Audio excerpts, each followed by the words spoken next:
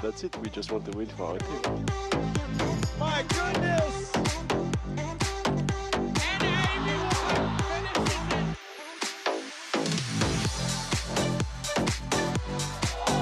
Yeah, we're just as good as the men. We're better.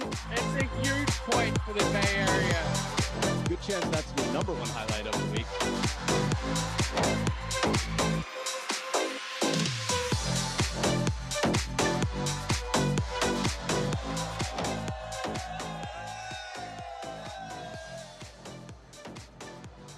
And welcome back to day number 2. It is week number 8 of MLTT Major League Table Tennis, and we're coming to you live from Davie, Florida in Broward Table Tennis Club. We've got a lot to look forward to, but first, let me bring in the umpires, the officials. First, Bill Engelbreth and June Amon.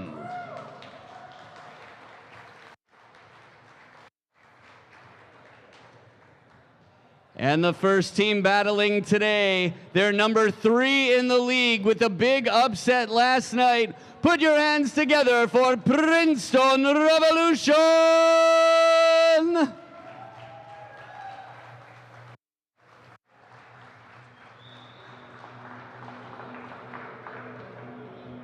And their opponents in 4th place with a big upset over the #1 team in the East Division last night. Make some noise for Chicago Wind!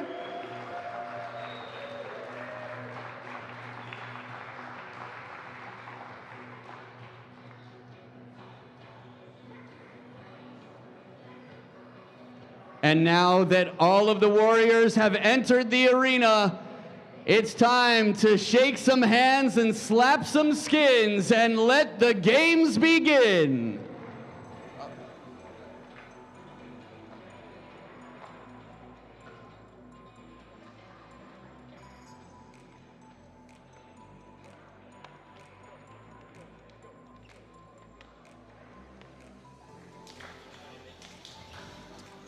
It is day 2 of this January East Division weekend of Major League Table Tennis, and our Saturday doubleheader begins with the Chicago Wind and the Princeton Revolution here at the Broward Table Tennis Club in Hollywood, Florida. We returned to Florida for the 2024 second half part of this MLTT season, wondering if there'd be any suspense in the East Division, and I think after last night the answer is most certainly yes, with Princeton and Chicago knocking off Florida and Carolina respectively.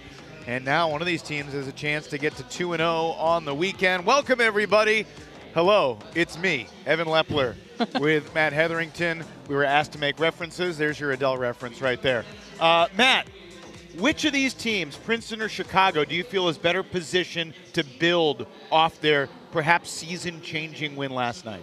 I think obviously Chicago beating Carolina was a huge, given how far ahead Carolina were in the standings, huge win. And also they're off the back of 3 wins in the cross division, almost 4.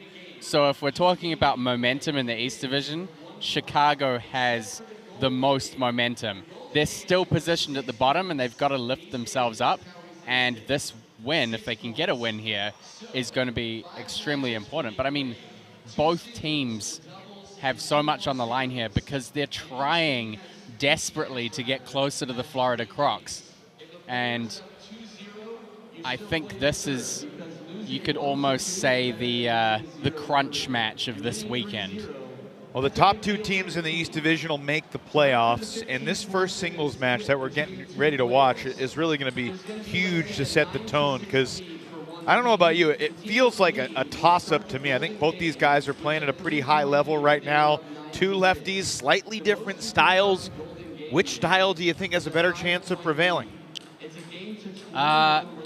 Personally, I feel like Damian Provost probably has a little bit of an upper hand. He's got a lot of experience. He's played Jishan a number of times. Damian used to live on the East Coast of the US, so these guys were playing tournaments a lot. I'll see if I can find some more head-to-head information about them during the match, but Damian just has great control and great placement, and one of the things that's going to make a big difference is whether or not he can keep Jishan off that powerful forehand. So I think in terms of placement, Damien playing off the backhand side, if he can get Jishan off the corner, there could be some opportunities there for him to get ahead.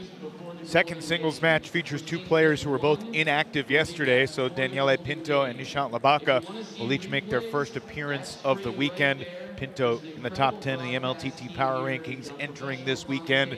Prshepa's in the top 20, playing currently unranked Tim Wang in the third singles spot.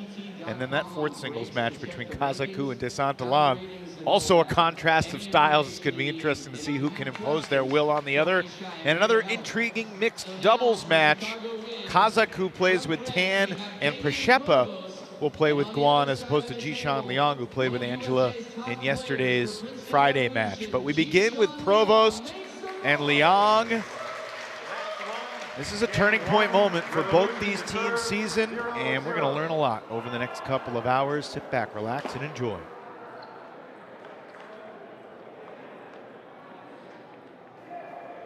And we begin ignominiously with a net ball that helps Jishan take the opening point.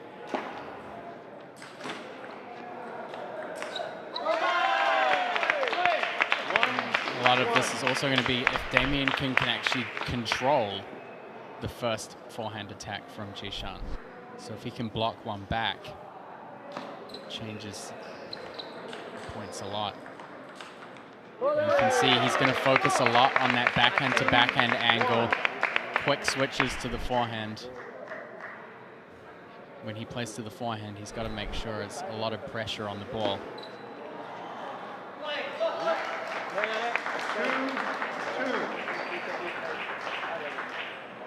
Jishan took 2 out of 3 in his match yesterday against Mark Duran.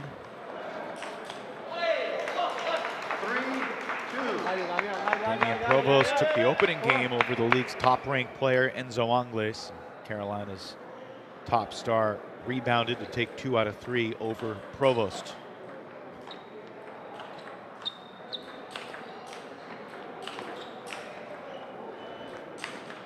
Remarkable point. One of the best of the year. Jishan Liang. Phenomenal. Okay, come on. That's as good as it gets defensively right there, and then turning defense into offense, Matt, from that deep behind the table. You don't see that very often. Yeah, and he actually looked really good in the warm-up. He was playing very aggressively, backhand and forehand side. I have actually found some head-to-head stats of matches here in the US, and it's 4-3 for Liang Jishan, but he's won all three of their last 3 encounters. The last being in August last year at the Westchester Open. You mentioned watching warm-ups and saying he was sharp. What are the things that you look for when you're watching a player warm up that tells you whether they're locked in or not?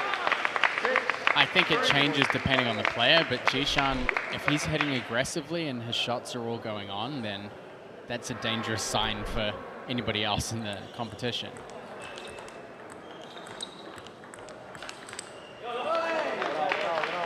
And I mean, he was warming up with Prshepa, who has a similar kind of composed style as Damien Provost. Even though one's a lefty and one's a righty, you would say they're similar styles? Just the control style, but I mean, Jishan was just hitting winners past him.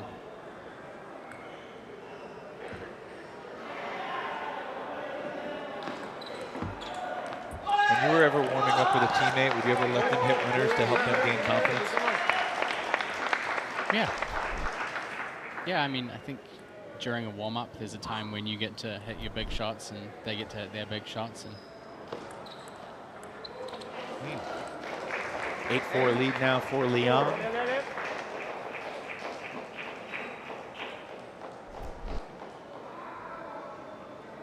it's actually been great to see the extended team spirit. So I know Koyo and Wang Jinshen have actually been watching their teammates play the match, particularly yesterday. And also the owners in the team were watching Koyo play his Austrian League match on the live stream this morning. So it's been good to see that team building and them connecting the dots of those missing elements in US table tennis by creating a better team environment. Lots of new relationships being built, obviously amongst teammates, but all the players in this league are kind of on the same team as well, and the camaraderie between the individual teams, all a part of this first inaugural MLTT season. It's pretty cool to see and be a part of. Provost has saved 2 game points, but he's got a pretty steep hill still to climb. And Jishan Liang takes game 1, 11-6 to get Princeton on the board first. 11-6.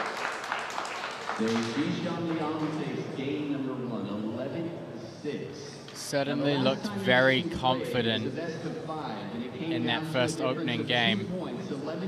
Very decisive, great placement, but so much power off both wings. I think Provost is going to have his work cut out for him. What confounded your expectations with what we saw from Jishan? Because coming into today, I think you thought Provost had a slight edge. Yeah, I mean, for Jishan to win this match, he has to be taking high risks. He has to be hitting hard and looking for opportunities to kind of hit through Damien. So that's a difficult kind of, it's a very hard window to kind of hit the zone on. But he seems to have hit it. He's out there playing fantastic, and yeah, I thought Damien would be able to put a bit more pressure on him and keep him off the forehand, but I guess the game-changing difference in the first was that Jishan was playing great off his backhand side as well. The barriers in front of the Princeton owners are still shaking slightly after their violent collision last night in celebration after the Revolution won their golden game against the Florida Crocs. We had 2 thrilling golden games yesterday. Chicago overcoming their 3-0 deficit against Carolina in a game that just went back and forth. Big power from Jishan. We saw Coach Eric Owens take a risk in his golden game order, and it certainly paid off, putting Tim Long in the first spot and then matching up Dan Liu with Hong Lin. Yeah. 3-0.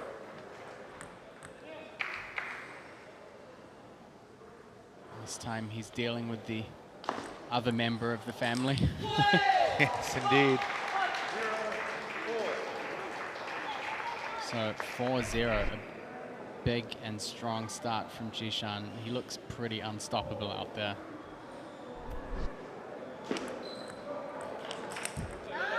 Provost does get on the board. When you're going against a guy who's incredibly locked in, as Jishan has been so far in this match, I mean, what are the types of things you can do to try to throw off his rhythm a little bit? I think Duran managed to do it really well yesterday, which is to play quick into places you know that will put him off balance. And Duran played pretty quick into the elbow or wider to the backhand corner. Anything that keeps him off his forehand or at least makes him not play as powerful on the first ball. The difficulty is Damien tends to play softer on the first ball. So it's provided some more attacking opportunities for Jishan. It's all about pressure. Damien's got to put the pressure on. Get the ball deeper, get it into those spots quicker. Well, right since you said Jishan's been unstoppable, Provost found a way to stop him. He's won 4 in a row. Yeah, so you can see here Provost plays a little bit earlier in the bounce. So he takes just a fraction of time away from Jishan.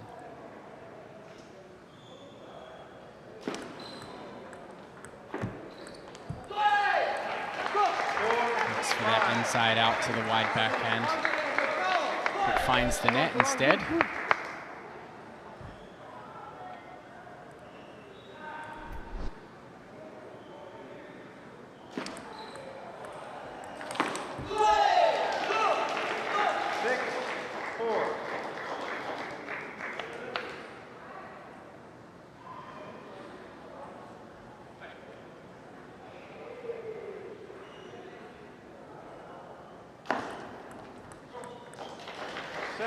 Errant return from Provost. Good serve from Jishan. Short and spinny. Second game, a game of runs. 4-0 for Jishan, 4-0 for Damien, and now 4 straight for Liang again. And an 8-4 lead here in game 2. Yeah, I think there's a lot of pressure on Provost's shoulders. Just not being able to play anything that's even remotely high over the net, or even a tiny bit shallow or soft. And you can see he's putting pressure on himself to be more aggressive. Hasn't paid off for him yet. Unforced errors on the forehand attack. A 6-0 run for Liang to set up another cornucopia of game points.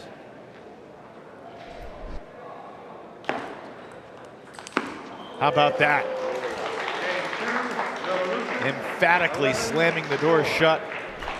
11-4, Jishan Liang rips game 2 away.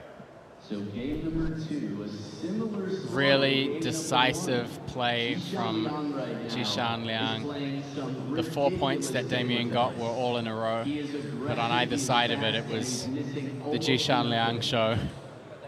And in a game to 11, where it's not win by 2, I feel confident in saying if you get a 4-0 run and a 7-0 run in the same game, you are going to win every single time. If anyone has any questions, don't be shy. You should feel confident saying that. I was just going to say, how do you stop someone? Yeah, I think Jishan's looking pretty unstoppable here. We'll see what Provost can do in the 3rd game, but right now, I think Jishan just has too much wind under his wings. He's attacking. He doesn't seem that bothered by anything. And when he's out there swinging big shots, you know, he plays one. If Damien gets the ball back, usually Jishan can follow up. We've seen so many short points here. Yeah, I think Jishan's in a pretty good spot right now. So if you're Damien Provost right now, I mean, are you thinking of a Harry Potter magic trick to try to turn this thing around? Well, I think tactically it's very important. He definitely needs to find some magic. I don't know what kind of magic he's A going to need to spell, a find. potion. We'll see. Yeah, I mean, I personally feel like he's got to go on the attack more. It's a very different game when Jishan is trying to counter-attack than it is when he's trying to attack. So Provost's got to take the initiative, get in first, get Jishan back off the table, and just bit by bit take some of that power out of his shots.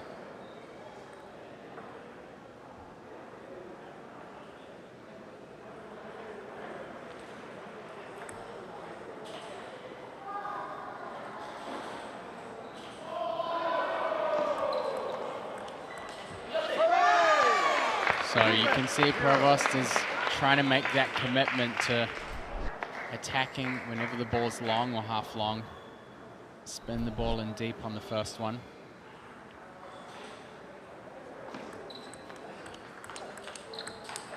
Yeah, so you can see there's a big difference between Jishan when his weight's forward and he's attacking, and when he's on a little bit on the back foot or when he's playing passive. That soft play is not going to do it for Provost. He's got to keep Jishan a little more off balance.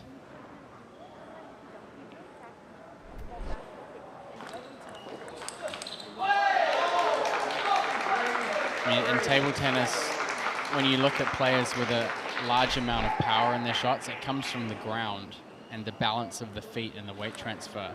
So the first thing that you have to concentrate on when you're playing someone who's a power player is how to get their feet or their legs a little bit out of position, try and disrupt the weight transfer a bit more.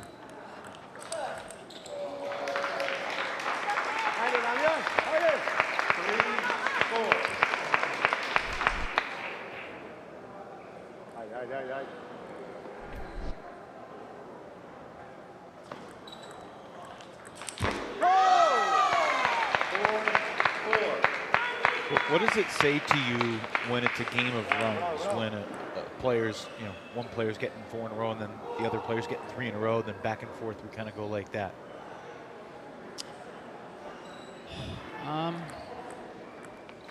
It's actually a good question. It's a very good question, especially with context to this match. It's about adaptability. So a player's ability to change their tactics and then their opponent's ability to adapt to them. So there's a lot that changes throughout a game. The game within the game. Yeah. There's psychologies and mental games and tactics, and table tennis is often a game of short points all put together, and it can also be really difficult to maintain a very sharp level of focus for an entire game. And this is also part of the reason why you have every 6 points the towel break and the players will step away from the table, because they have to be able to reset. They can't maintain that sharper focus for so many points in a row. So yeah, there's a lot of mini breaks and lots of adapting on both sides.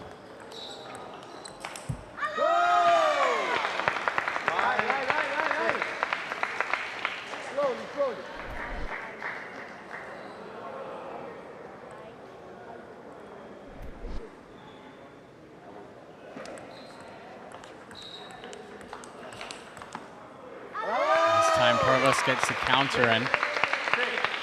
So you could see even here the towel break playing like a role in that changeup. The players stepped away from the table. Provost came back, made a few adjustments.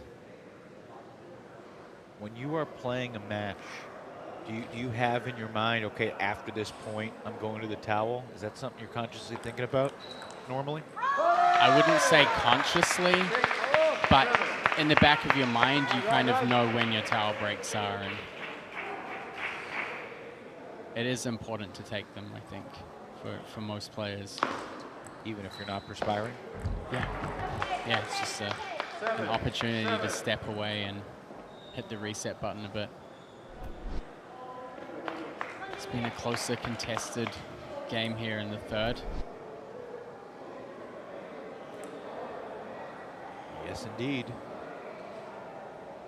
Provost with 2 serves, tied 7-7.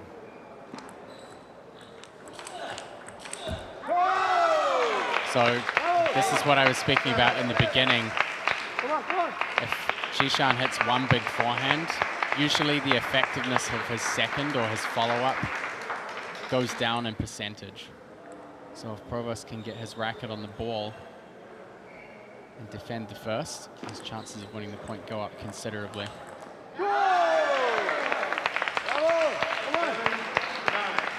Damien Provost, 9-7. A chance here to claim the third game. Serve goes back to Jishan.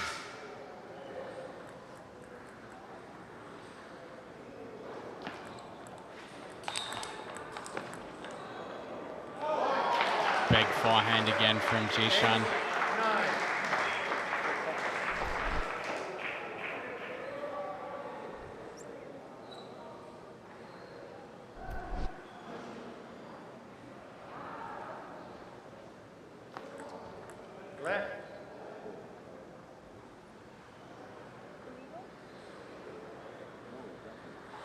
Extra deep breath, recognizing the gravity of this point.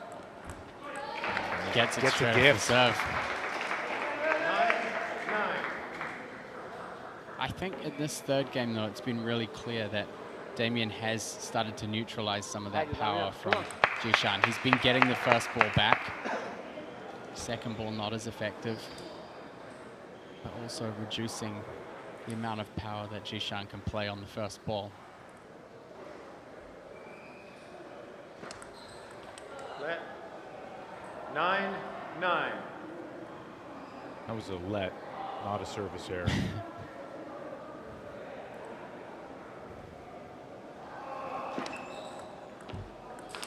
Jishan missed it. Goes for the big shot. Provost earning himself a game point here for the first time in this match, trying to salvage a single point for the win.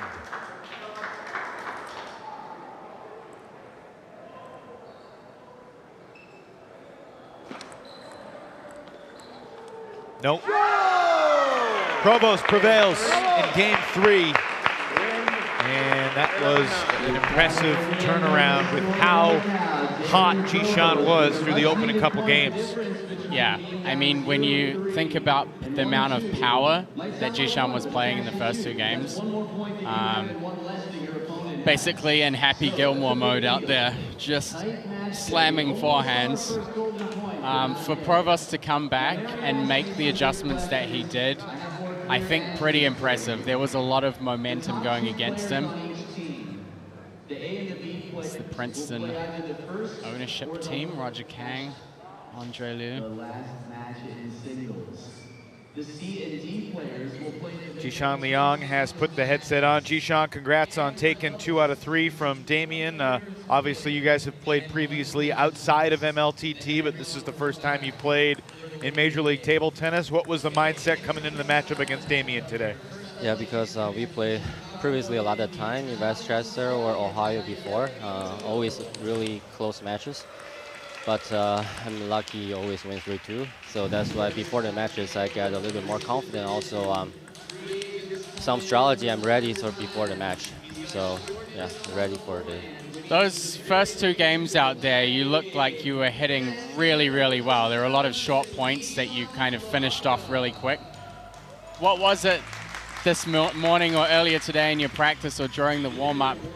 Did you just feel really good going into that? I mean, you started that match straight away from the first point, and yeah, because for left hand and left hand, previously like backhand, forehand. So it's different strategy, totally different strategy. So I have to try to use my backhand attack, and also he's really tall and he can cover full table. I have to try to change placement and middle to forehand, and also I have to be ready. It's aggressive, but won't be like too much power. It's just quick. Jishan, you played doubles yesterday. You're not playing doubles today. What will you do for the next 2 hours as you get ready for the Golden Game? Yeah, it's like yesterday after 1 hour break, when I play Golden Game, I feel like a little bit cold and not ready. But today, I think I should be ready, warm up maybe before 20 minutes. All right, we'll let you go. Congrats on getting 2 points for your team to start the day. Thank you. Jishan Liang joining us here, table side. Not exactly the Happy Gilmore personality. A little more subdued. on the table, not off. But you're right, he does like to tee off with some pop.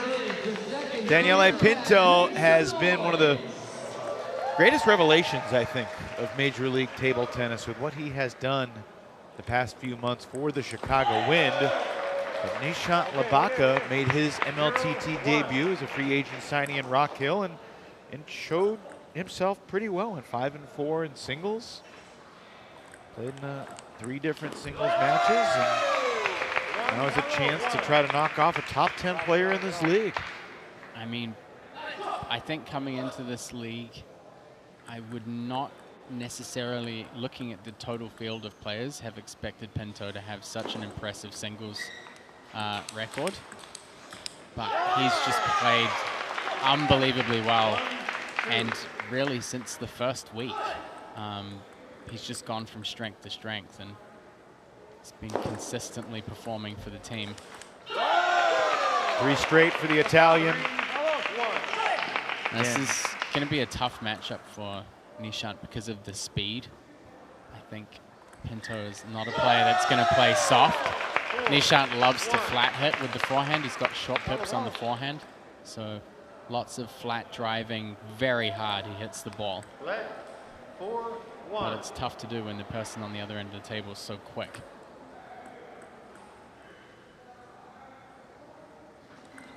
We have talked about Daniele's journey this season. He struggled in the very first MLTT weekend. Went just 1 and 5 in a couple singles matches. Lost more points than he won in the Golden Game, but since then, he really has been on a roll. He went 6-0 in 2 matches in Myrtle Beach. He went 5-1 in 2 singles matches in Chicago.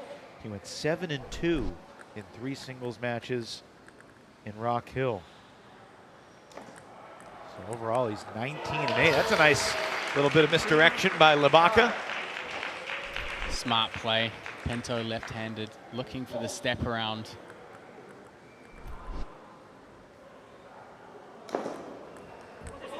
We very rarely see Pinto playing backhand.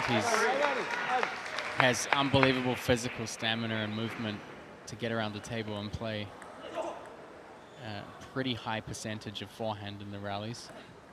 There's a let. Said it before, both these guys were inactive yesterday. So their first appearances of this weekend. And Labaka says he's got some pop too. There's that flat drive with the short peps. Big smiles from the Revolution team.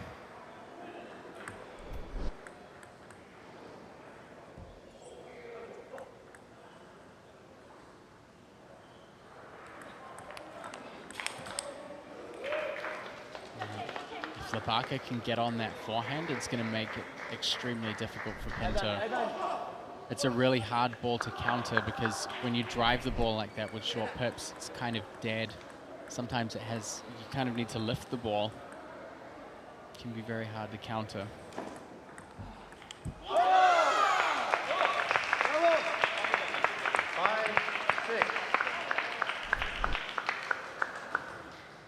Got a pretty good game here between these two guys starting it out.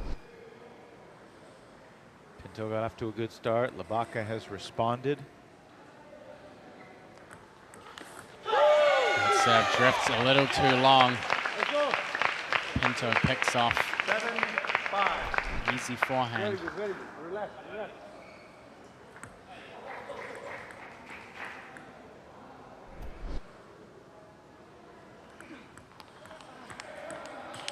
Wow.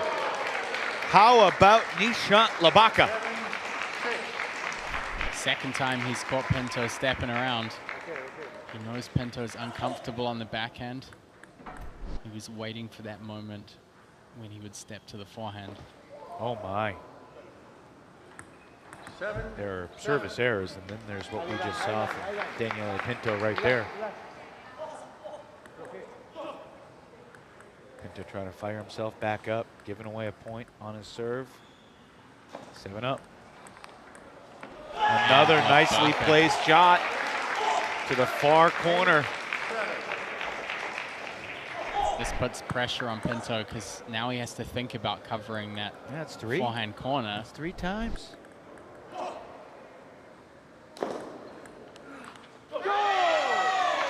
Pinto's going to need to dig deep here.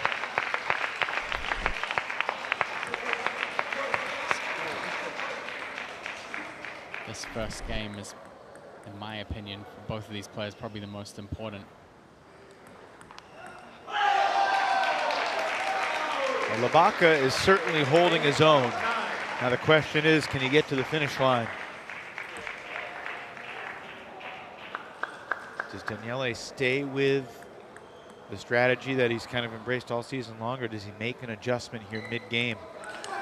Well, when he gets on his forehand, he has as good a chance as anyone in the league of winning points.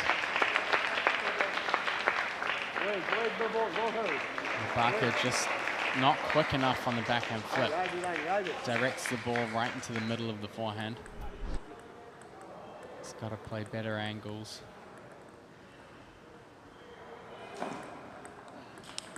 Oh my. Just rip backhand. Sets up the first game point.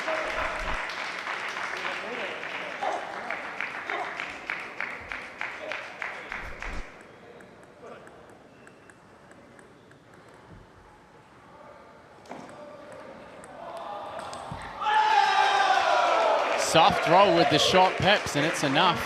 Just totally disrupted the pace from Pinto, and he totally stayed locked on his backhand side.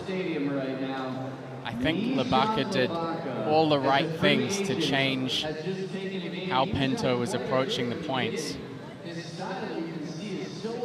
That's a big-time win and a statement for Nishant Labaka. And once again, we are seeing this Princeton team, whether it's Sonora Silva back in September or Nishant Labaka in December or January, signing free agents that are not in over their heads when they take the table against these other pros. Yeah, I think strategically his approach in that match was really good. Getting that ball down the line, those redirects down the line.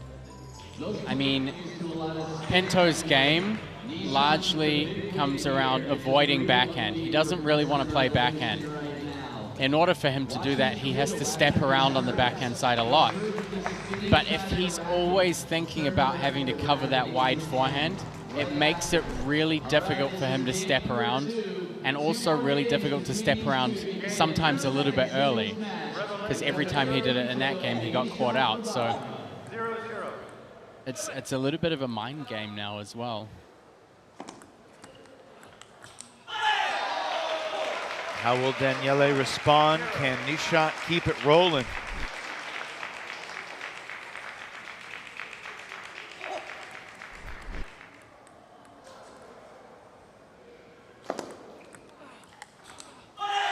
Two nothing, Labaka.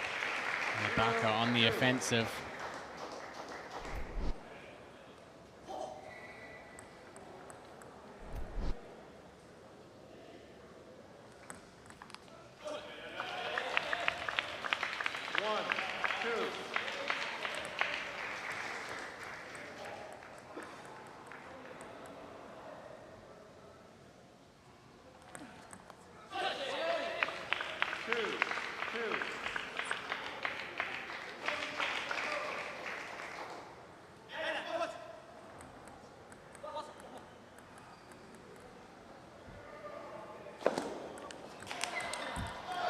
And again, you can see Labaka just really pinning Pinto in that corner.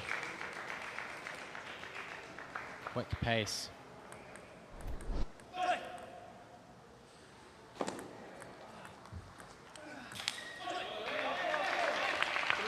3-3 as they go to the towels for the first time here in game 2. You can see Pinto taking a bit of risk there. He's going to the forehand. Helps him stop Labaka from playing down the line if he can play a bit wider to the forehand. It's the 4th time in the match that Labaka has gone wide to Pinto's left, and even though he tries to set up that forehand, it's just out of his reach. It's been a fantastic tactic. Say that 10 times fast.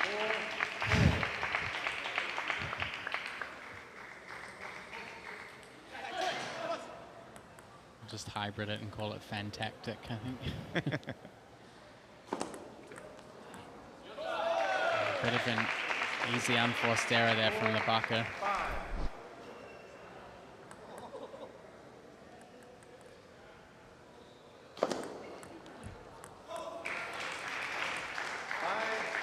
Just like last game, not a whole lot of separation between these two. One thing Pinto's got to be very aware of is the short pips on Labaka's forehand.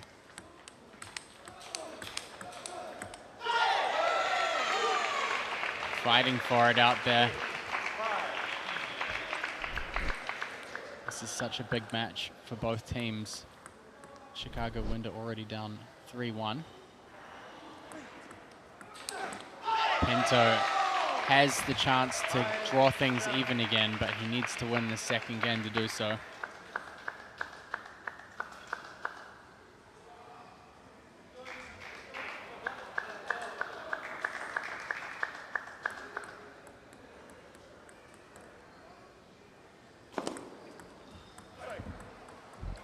Very lucky break there off the net.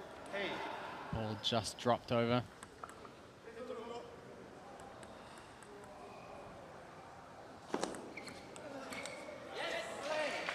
Finally, Pinto creating some separation. Yeah, and some space on that step around forehand. Labaka playing a little slower. You can see one of the things that Pinto has done is slowed his serve down. Usually we see him playing a lot of long, fast serves. But Labaka's used that really well to his favor. So Pinto's slowed things down a bit more.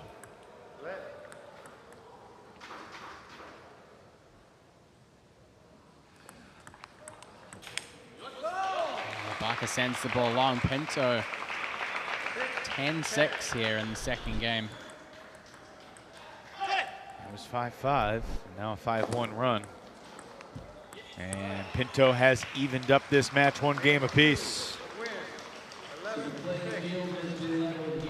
Is that Daniele raising his game, being a little bit more conservative? What do you think? I think adapting. There were some tactics that worked really well for Nishant in the first game. It was getting the ball quick into the backhand and fading the ball out to the forehand sometimes. So Daniele had to cover a lot of ground of where Nishant was potentially going to hit the ball. I think he was able to do some things that kind of helped close off some angles, make things a bit more predictable. Certainly changing up the serve helped take some of the speed away early in the rally.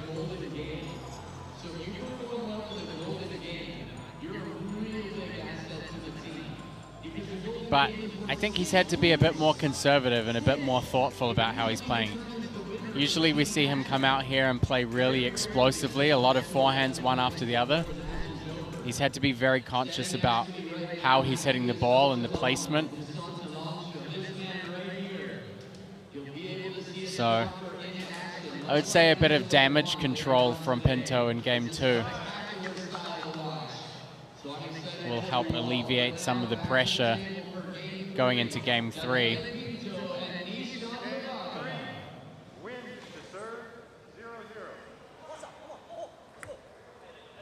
What will the score of the team tally be heading into the doubles? Daniele hopes to tie it up 3 apiece.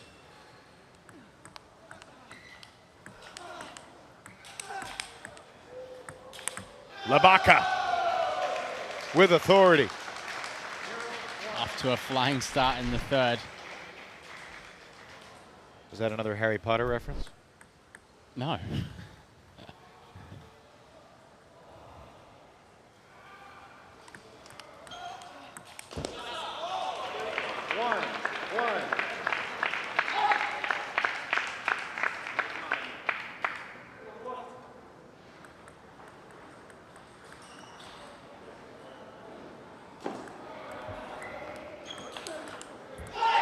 This time Pinto pressuring the first ball, looks for the forehand counter. If he can slow Labaka down on the first ball, he has so much time to find the forehand. This time Pinto gets coverage on the forehand corner. Only just though. Yeah. Still a great play from Labaka. Labaka still had an opportunity to smash a winner. Caught the net instead.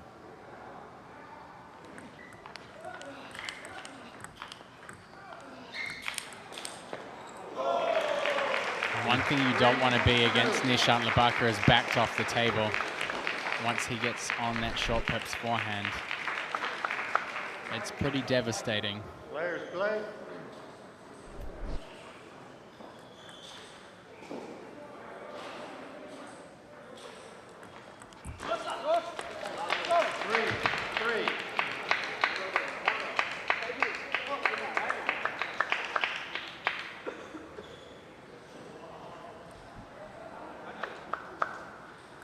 So Pinto out to a 4-2 lead here. Every point is going to help.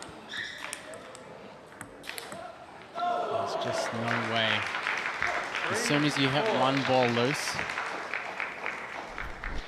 it's tough to come back from.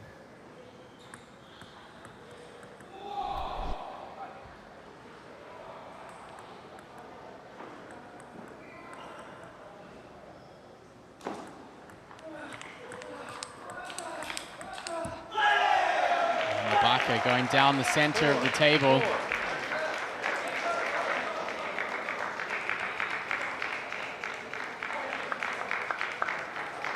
That's a confidence-building rally right there for Labaka. To match Daniele's power and handle it. There's some topspin kick from Pinto. Gives him the lead as the players switch ends. Just anything that he can do that can get Labaka to play soft on that first ball. Mixed doubles coming up. Kazaku and Tan, Krishepa and Guan.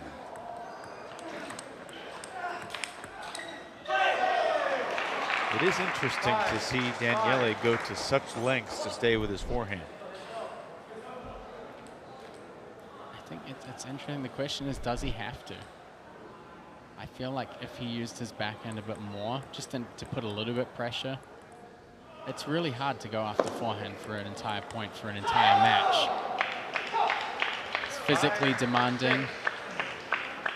Your opponent's going to try and shut it down as much as they can. I mean, even a player like Jishan had to adapt and use more backhand.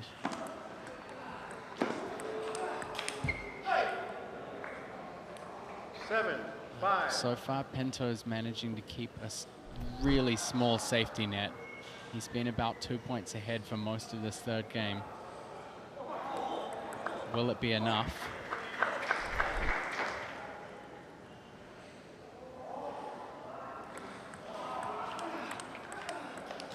There's the backhand out wide. 8-5. Well, coming into this weekend, Matt, we talked about it yesterday, about 33% of all matches have been 3-0 sweeps. So far this weekend, only one sweep in 12 matches.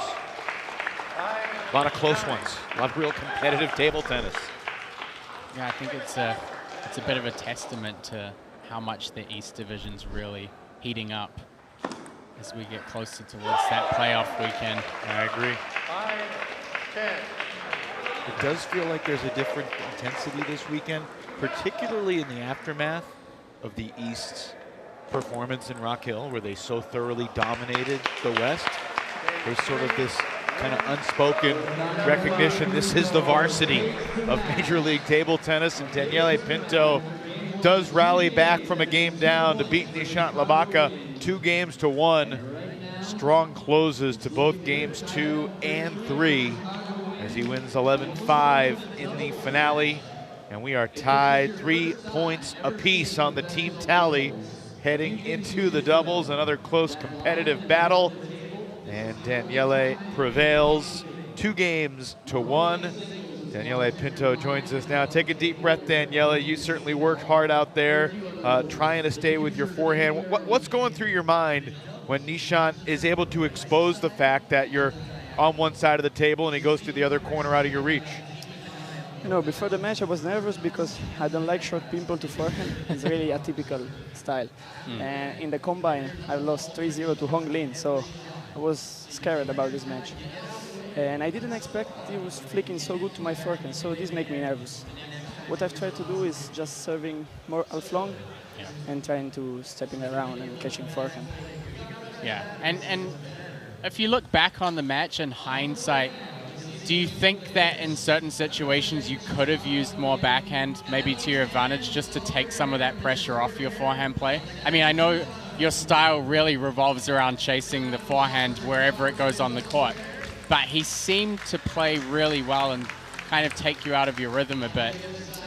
Yeah, you know, sometimes I don't trust my backhand, but my teammates always say that it's very uncomfortable because the ball comes low with strange spin. So, yeah, this match was the proof that I can play sometimes backhand to win the point.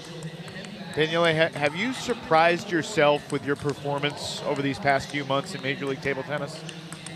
Yeah, I'm really happy about my performance. And what I want to do now is to go take rating and play with A-B players because I really want to make this. So this is what I'm trying to do, to win all the matches to go up. Yeah. Daniele now 21-9 in 10 singles matches from a game standpoint. Congrats on coming back to take 2 points for your team today. We will see you in the Golden Game in a little bit. Thank you so much. Thank you, Daniele. Daniele will turn 25 years old in 13 days. So he's got a birthday coming up. Meanwhile, we are set for doubles. Kazaku and Guan and Tan versus Krishepa and Guan.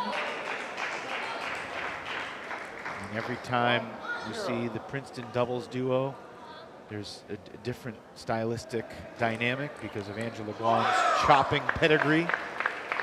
1-1.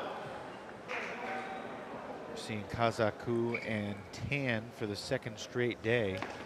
The only sweep so far this weekend was Kazaku and Tan getting swept by Enzo and Hong Lin.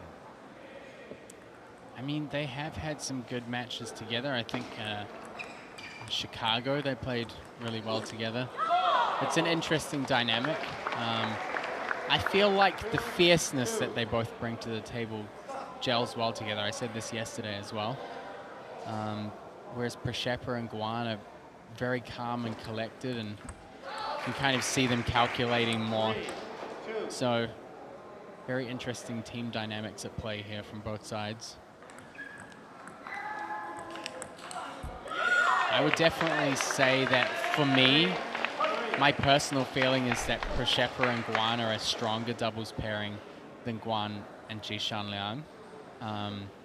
Mainly because Prashepa does a better job of holding the mid-distance from the table. I think typically we see Jishan get pushed back as Angela moves back to play defense. And he doesn't fare as well from back there. Like you can see, even when Kazaku's going for a big attack, Prashepa really holds his ground.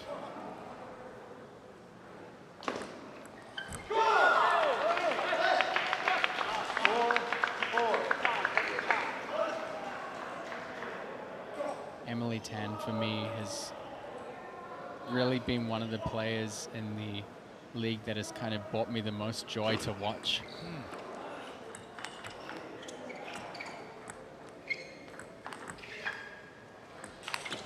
What a point. That's great stuff.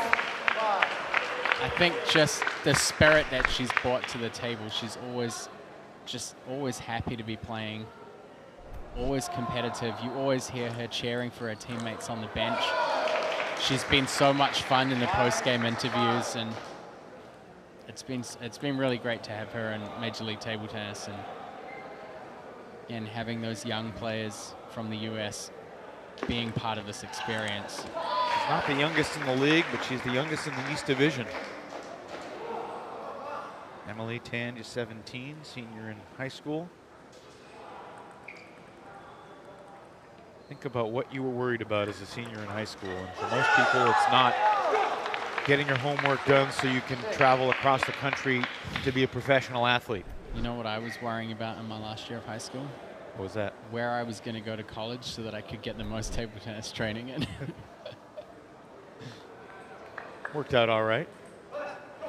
Yeah, I'm the old dinosaur sitting up here watching other people play professional.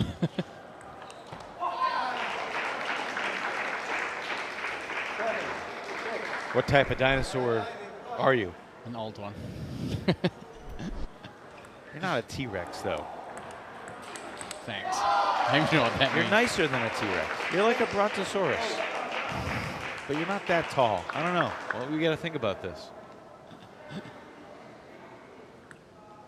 We'll explore all of Jurassic Park and figure out which one most resembles you.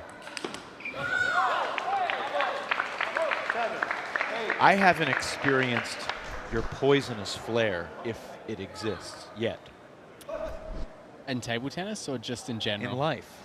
Oh. You don't seem all that poisonous to me like a velociraptor, but you know, maybe deep down you could surprise me. I don't know. Maybe I just haven't scratched that. It'll be a shock to you when it happens. Right now, Guan and Prashepa leading 9-7.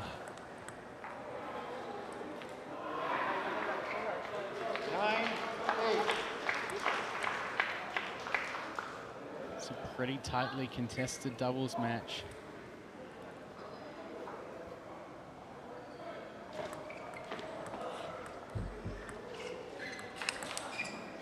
Kazaku gets the job done.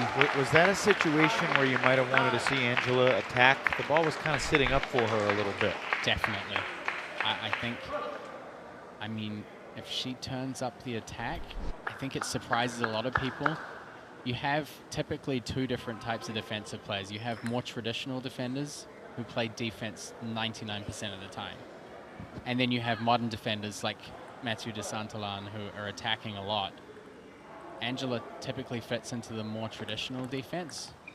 But that means when she does attack, it can surprise people. And I think in the doubles yesterday, Mathilde Ekholm was really surprised at the counterattacks Angela was playing off the forehand side. Game point. And Princeton and Guan able to take game one, 11-9. Talking about Angela's performance against Ekholm yesterday.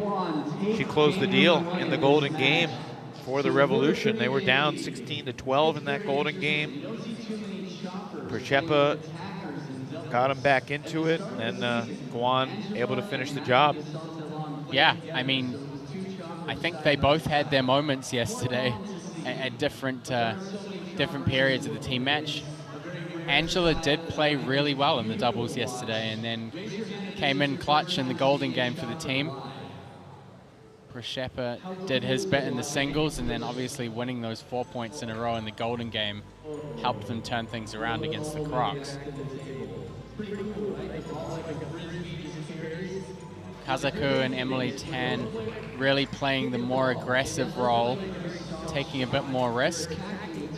But Princeton and Guan just, I think they have good balance between the two of them. The rallies tend to flow a lot better. I genuinely think that this is the doubles pairing that the Revolution should keep on the roster more. I feel like, you know, they've tested them and they've come out and played well, but they've continued to kind of switch things around. You know, it was interesting to hear Daniele Pinto mention that he wants to try to raise his rating to become an AB player as opposed to a CD player. Getting in the weeds a little bit there, but to be an AB player means want to be the top two players on your roster for that match. And the way the format works, those two players play in either the first single spot or the fourth single spot. You know, Princeton, there are a bunch of guys who have kind of swung back and forth to being in that AB and CD, including Yevgen Princeton. You know, right now he's in the CD spot behind de Saint-Alain and Leong. That can create some better matchups in singles, perhaps, to, you know, there's a lot of context that goes into all these records and stats that we're throwing out at you. You know, the top players on the teams are playing against each other. Theoretically, their records might not be as strong because they're beating each other.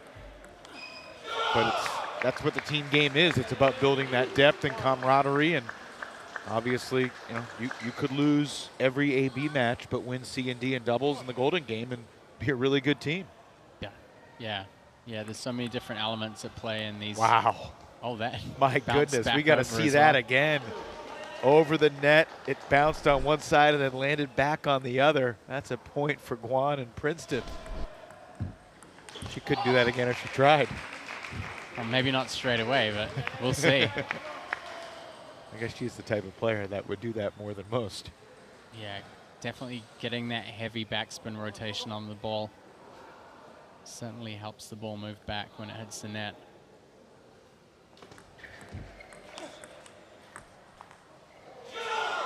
And again, I feel another opportunity for Guan to potentially play topspin on that ball. Goes for defense, tries to take that outside angle.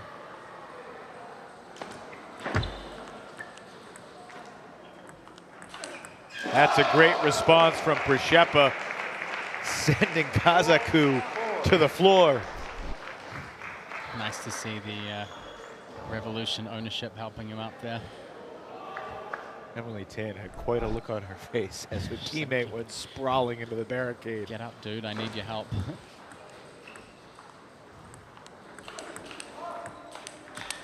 Oh my.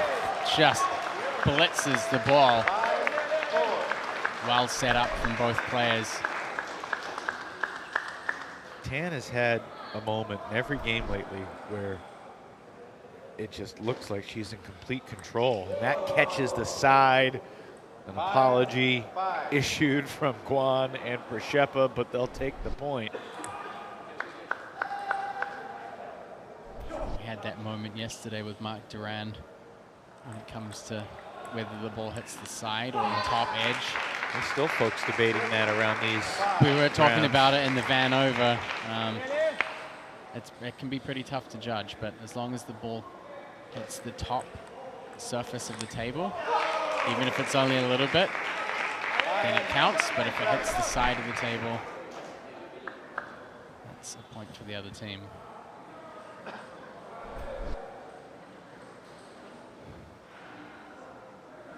We've seen both these teams mix and match their doubles teams quite a bit. Do you feel Kazaku and Tan are the best doubles duo? I mean, we've seen Provost play doubles. We've seen Hanin, who's not here this weekend, play doubles.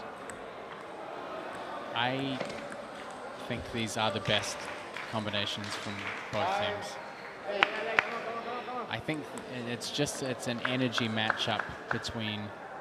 They mesh well. Yeah, that's what doubles is about.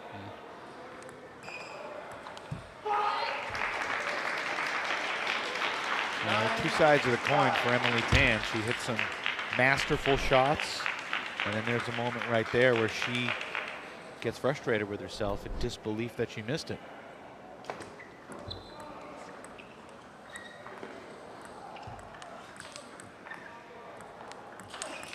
That's great doubles from Princeton and Guan.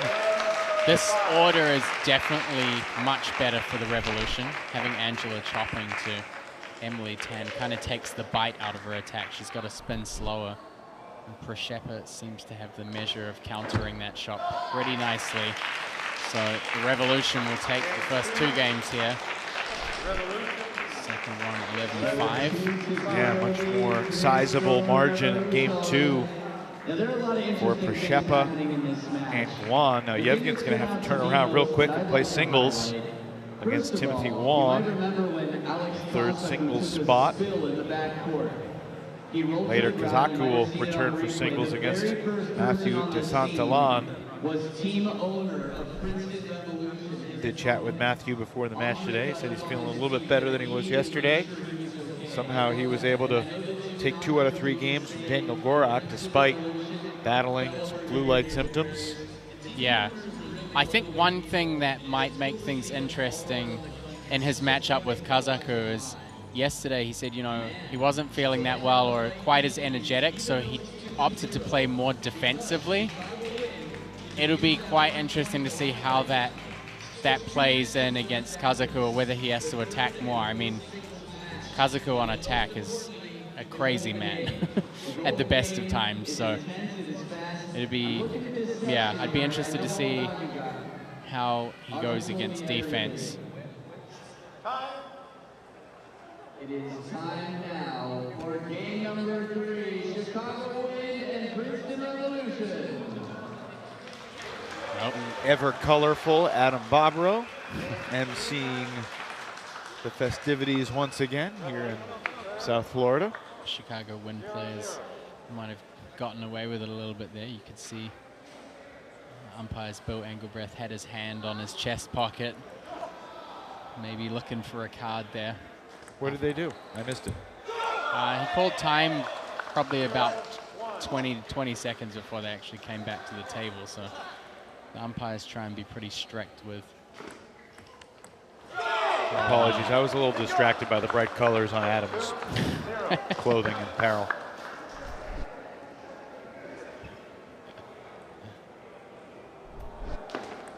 I went back and listened to a good bit of the Adam cast from the Rock Hill event.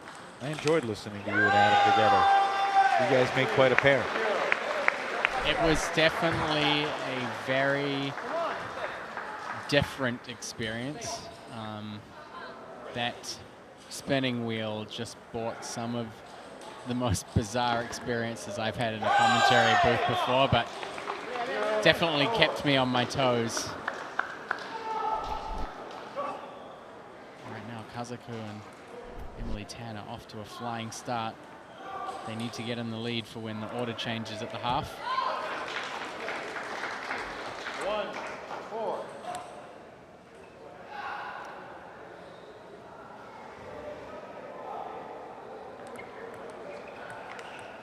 This time, Guan gets the attack in. It's a big point right there.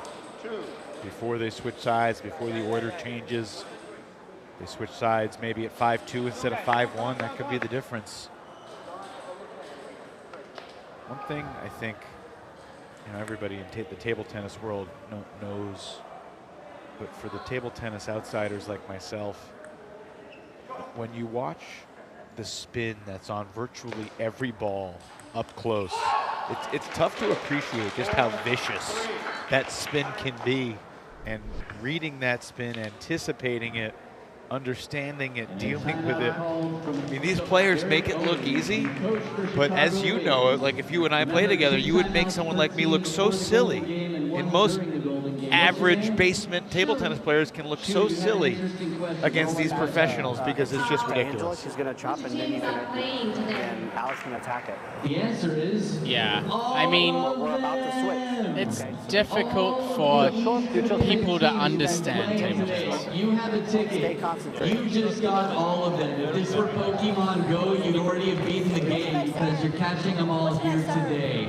Following this team matchup at 7 o'clock local Timeout taken by Chicago. Teams will come to battle, so you can get some refreshments. It's been great to have the coaches mic'd You'll have up. a chance to see a really cool mascot rolling across. Half long is fine. Keep it real. She can't attack, and she can't you wouldn't see a match too short, and Alex every day of the weekend. Damien Provost giving some coaching. Each division will play in different combinations. Focus. Let's go. Time has been called. And players will come back to the Yeah, the point that you raised is really good. I mean, the difficulty in table tennis promotion is that when you have players that make it look easy, people don't understand how difficult it is.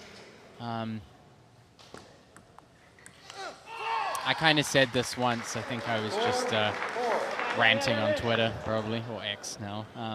Still Twitter. Saying, I think it's the biggest curse of table tennis is that it's a horribly complex sport that looks really simple.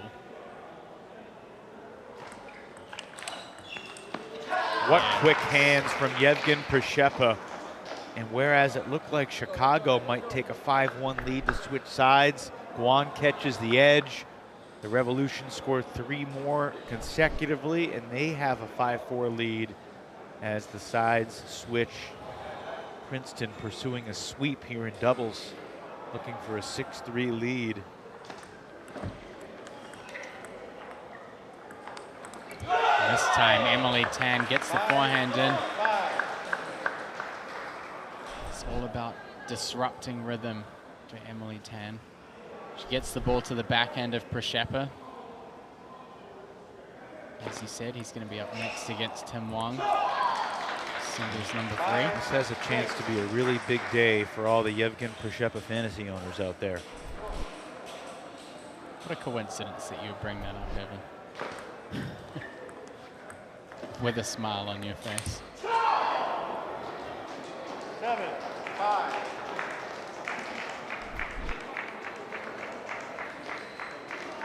Emily Tan will be disappointed to have missed that opportunity. I felt a kinship with Yevgen ever since I met him. Yevgen and Evan are kind of similar. We're both 38. We both have 2 children. And he's really good at table tennis.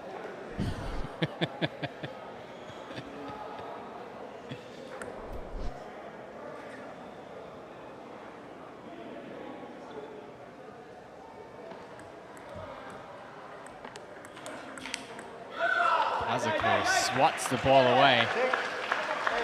Still in with a chance here, but Guan and Prishepa holding the lead in this second half of the third game is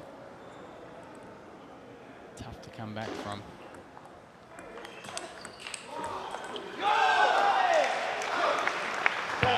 They're eager to do it. You can sort of feel the frustration from Kazaku and Tan. We're going to get a timeout here for the Revolution in a 1-point game. These games that have multiple timeouts just take a different feel, different flavor entirely. The intensity ratchets up several notches. Kazaku and Tan swept in doubles yesterday by Enzo and Hong. With much speed. And she will play in your forehand. You stay close.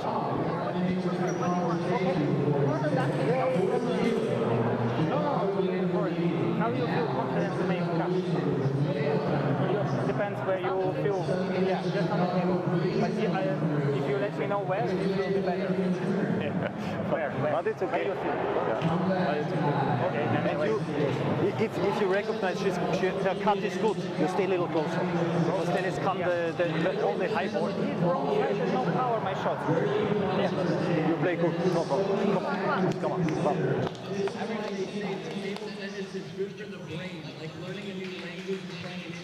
So within 1 point, the Chicago wins. They need this point. Trailing 3-5 in the team score already.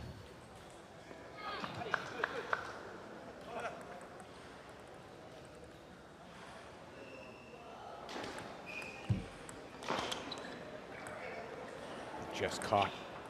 And Guan comes back in to try and play defense. Could have been a costly decision there. You want her to attack that ball. A ball that's that high and slow, get on the forehand. She's got to be confident to take those chances. And Tan with a good service return to put Chicago back on top, 9-8.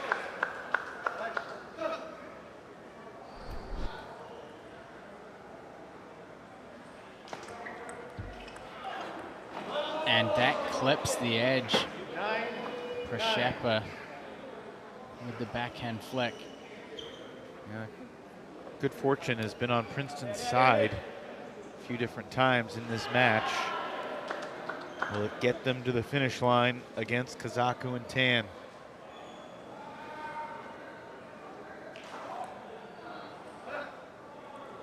Emily to serve, 9-all.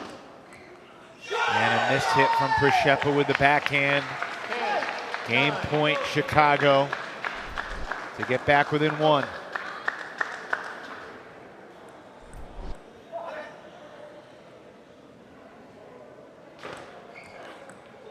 Ten all.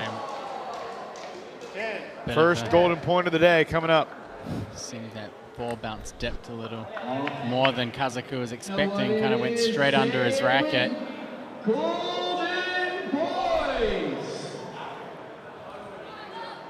Certainly more communication going on between these pairs. Next point wins. Kazaku takes it for Chicago. A risky half-long serve. Kazaku just totally swept it. I think that bounce was a little bit higher. Look at Emily Tan's face after that one. So 11-10. 11-10 in game 3. Still 2 points for Princeton. They have a 5-4 lead. Princeton will stay on the table. We'll get to chat with Angela Guan. Both of these teams want to get as many points in this face-off between each other as they can. Remember, at the end of the day, this is all about, I mean, every point counts, because these are ultimately the points that will decide which teams end up in the top 2 at the end of the season. Angela Guan has put the headset on. Angela, 2 points for your team playing with Yevgen today. First of all, how does the dynamic change for you playing with Jishan yesterday and then Yevgen today? I think me and Jishan played pretty well yesterday. I'm kind of used to mixing it up and playing with different players, and they're both very supportive. So. You've had, I think, quite a good weekend so far. You've got to be pretty happy with how things have gone. You played really well in the doubles yesterday. Talk us through the golden game and how that ended for you yesterday. Yeah, I think I started out, I lost 3 points out of 4 in the first round, but when my teammates came back, it was really motivating and helpful for me to be at 18-all, and I just prepared for a really challenging next round of golden points. Angela, we obviously are familiar with your style at this point. It's entertaining to watch. How do you balance your mindset in determining when to go on the attack in a doubles match? In doubles, it can be a bit tricky. Like Yevgen said before, doubles is a whole other game, a whole other sport at times. But my teammates are very encouraging, and they're like, go for it. Good attack, keep going. So that pumps me up. What would your message be to Yevgen as he stays on the table to play singles right now? Yeah, to just like Crush him. keep going and keep going. All right, congrats on getting 2 out of 3. We'll see you in the Golden Game. See you. Thanks, Enjoy. Angela. Angela Guan off the back of 2-1 victory there in the doubles. Yeah, she's had a great weekend so far. Win or lose, she usually leaves the table with a smile on her face. Right personality here in Major League Table Tennis, and now we're back to singles. You know Yevgen Prishepa. What have you liked about Timothy Wong so far in his time with the Wind?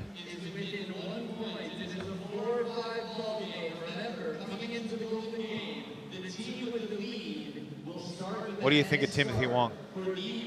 What do I think of Timothy Wong? Well, I think he's bringing in a lot of experience, but he's kind of in an interesting place in his career. He works full-time for Deloitte. He started coaching more. That was kind of his foot in the door back into table tennis. And I think Major League Table Tennis has really motivated him to start practicing again. It's been really great to see him have something to work towards and to try and get back up to that level. And it's not easy at this age and at this kind of arc in your career to say, hey, I want to try and get back towards that top playing level again. So it's been interesting for us to watch, and played a great match yesterday against Jeremy Hazin. Took 2 out of 3 from Jeremy. Won the first game 11-4. But it's Prishepa who's jumped up 3-0 here. 3-0.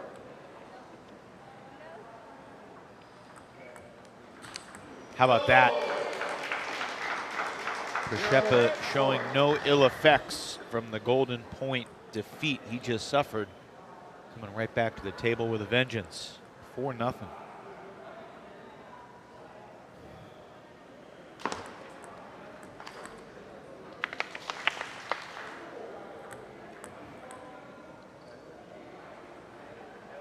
Certainly a very different match today than yesterday. They haven't given Wong the point for that last one. I think they're calling it a let. I'm not entirely sure why. May have hit the net on the way over.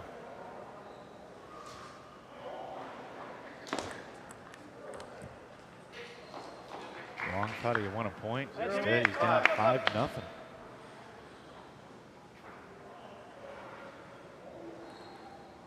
Sweating a lot out there already. It's a little humid here in Florida.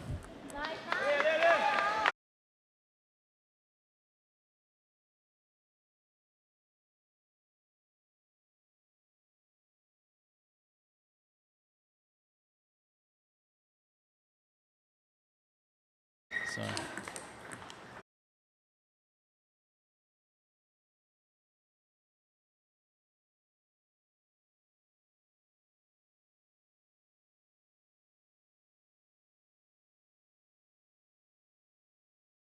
entering today, Princeton was 14 points behind Florida for the 2 spot.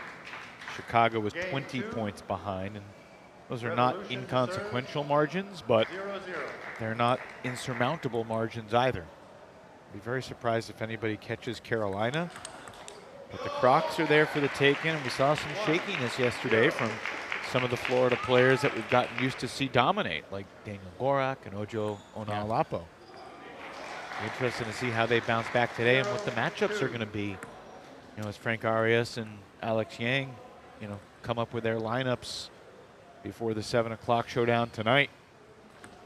yeah, I think yesterday, with Chicago having such a strong performance against the Carolinas, it almost puts more pressure on the Crocs and the Princeton Revolution when they come up against the Carolinas as well.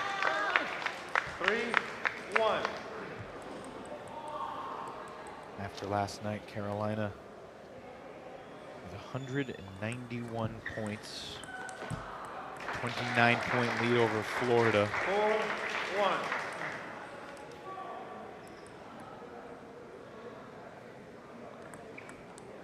And our Reminder that 21 points are available in every match. Prszepa is showing his confident rallying ability. Yeah, he's got Tim's number. The pace. I mean, Tim's really throwing a lot into these points. That last rally was great from Tim. I think maybe he played a little bit down the center of the table too much in that middle third. I think one of Prszepa's greatest strengths is his ability to kind of seamlessly transition between backhand and forehand in the rallies. And he gets a really good measure of that kind of mid-paced 70 to 80% ball. 2-5.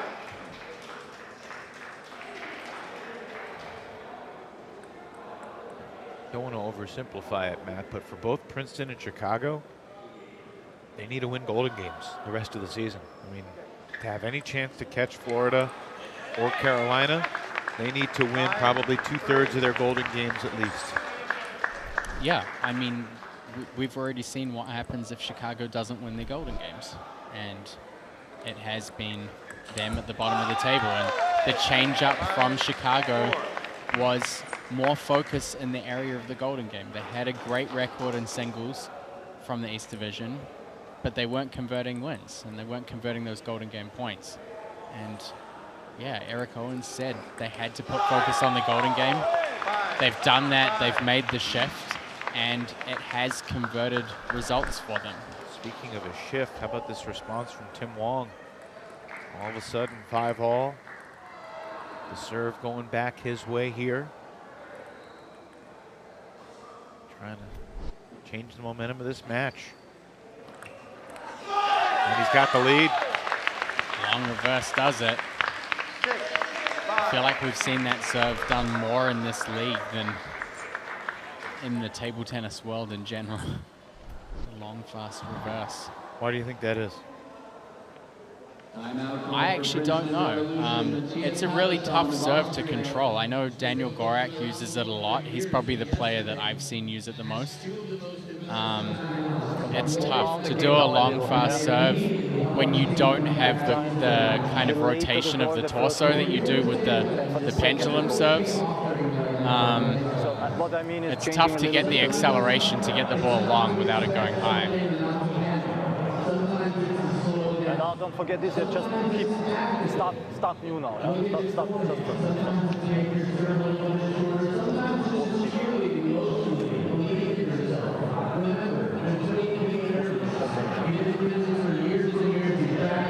on, I want to hear you scream. Yeah, but I'm doing something.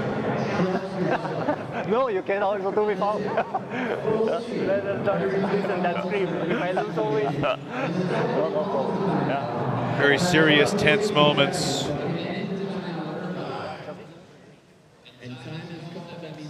It's got to mean something when a coach can get a laugh out of his player in the middle of an intense game like this. I mean, it can be really important knowing when to. I mean, as a coach, having a tactical knowledge of the game is important. The personality of your players. Yeah, you've got to know the personality of your players. You've got to know when to liven them up, when to give them energy, when to be serious, when to be blunt and like get straight to the point. It's a fine balance. Message received. Great serve return there from Prszepa. Comes all the way across to the short forehand with the backhand. Very risky, but certainly paid off.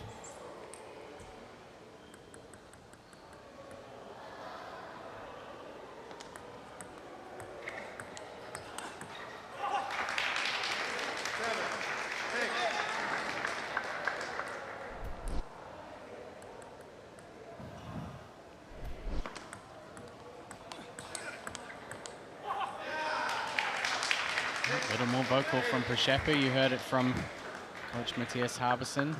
He wants to hear some energy. Or as he put it, I want to hear you scream.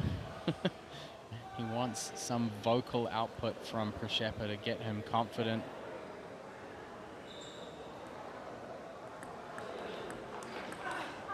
Well, yesterday, Prszepa ended up losing 2 out of 3 games to Benjamin Brossier, but Matthias Harbison thought that Yevgen played really well and all three of the games were really close. It was just a tremendous match that could have gone either way. Yeah. Between Brossier and Przeppa. Yeah, it's like Brossier said in the after-match interview. It was a pretty ugly game.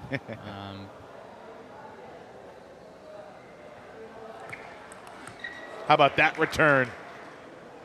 9-7.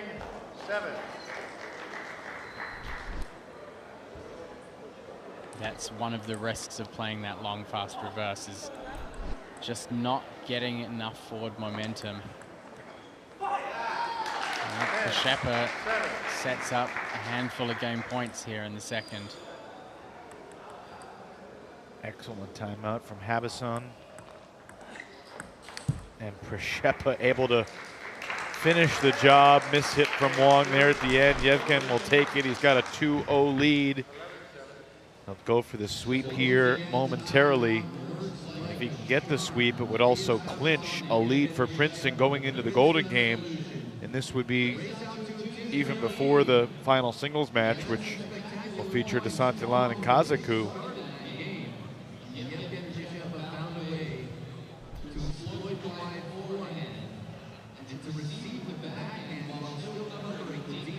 Right now, Yevgen Przeppa looking pretty comfortable. You never know what will happen in the third, though. I think the first two games have kind of played out in a similar fashion to the Jishan Liang Damian Provost match that we saw first, where there were some moments where Tim was able to push back in the second, but ultimately Yevgen had those two runs of points, one in the beginning and one at the end, to close things out. See if Tim Wang has any fresh ideas here coming into the third. Do you? Do you have any fresh ideas, Matt? About the game. About life in general. No, specifically about Tim Wang and what tactically he could do to change the tide against Przeppa. I think he's got to change the pace. He's got to, you know, he tends to play slow and spinny in the early parts of a point, but I think we've seen him play at a very linear pace in the rallies, and Przeppa's comfortable with that pace. So I think there need to be some more ups and downs in terms of the pace that's being played. Sometimes quicker and earlier in the bounce, sometimes maybe slower and deeper, and then trying to work in those more snappy, more powerful shots.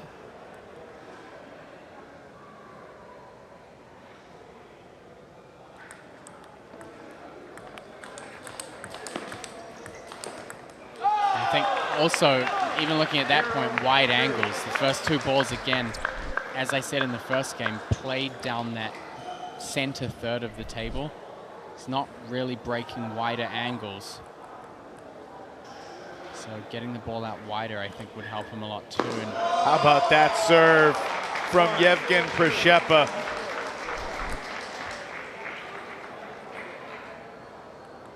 You don't see that too often. Goes long and fast again, twice in a row. Couple of points converted straight off the serve.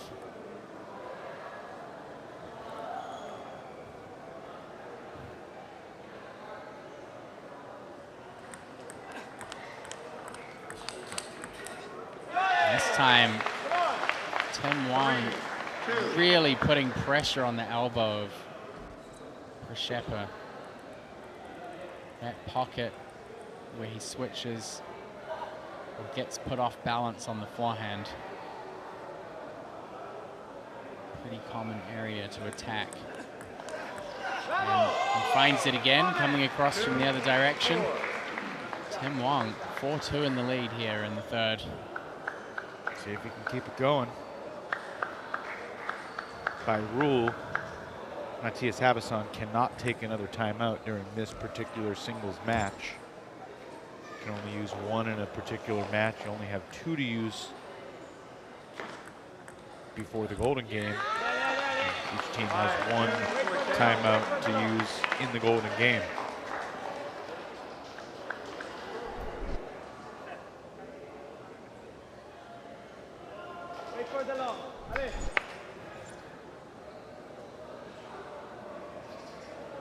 I haven't asked you this in a while, Matt, but if there was one rule tweak that you could make for MLTT, either for the rest of this year or for next year, what would it be?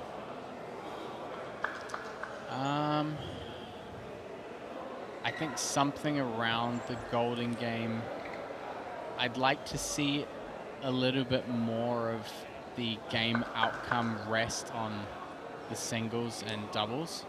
I think we've seen some instances where a team has really been strong in those starting phases, and then in the Golden Game they've ended up losing and we haven't been able to win the match. So Guan catches an edge, takes a 6-2 lead.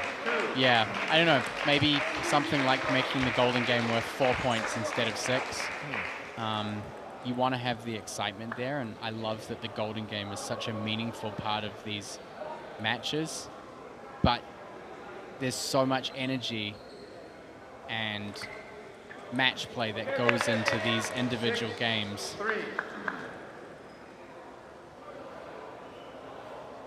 It's difficult. It's a difficult balance to figure out. I mean, I love how things are set up now, but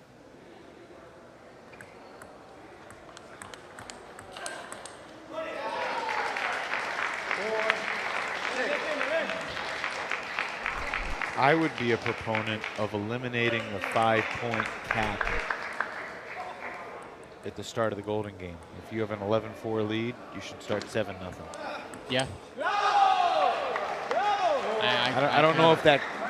I don't know if that goes to what you're. I mean, that would make it more likely that the Golden Game would follow the result of the play, which is fine. I think, you know, when a team is that far ahead, yeah, the other team should have a chance to come back and win the Golden Game.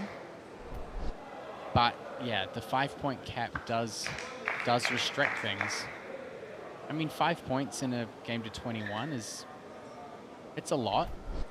Do you like to see the third game of a match like this, even if the same player has won the first two?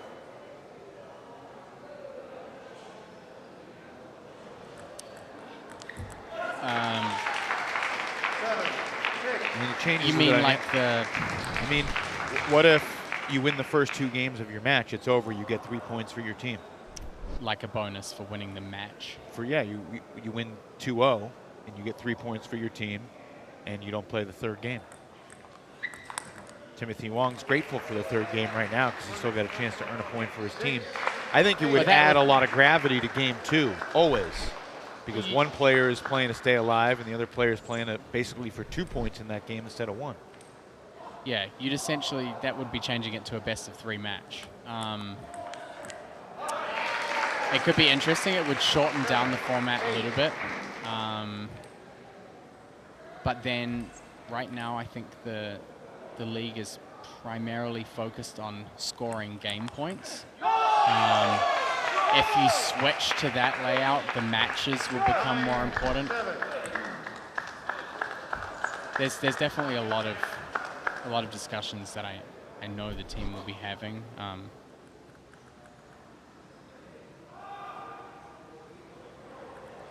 Yeah, it's something we could go down a pretty severe rabbit hole with.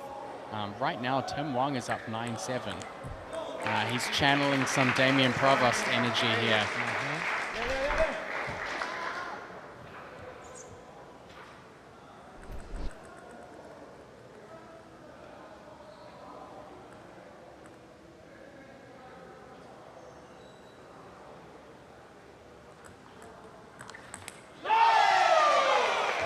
Sets himself up with a few game points. Tim Wong, 10-8 in the lead here. I know you think this is just crazy fluky.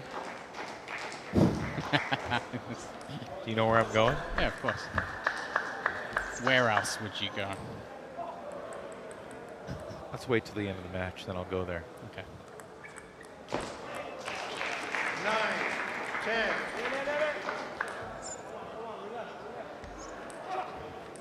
I don't think you know where I'm going, but you might.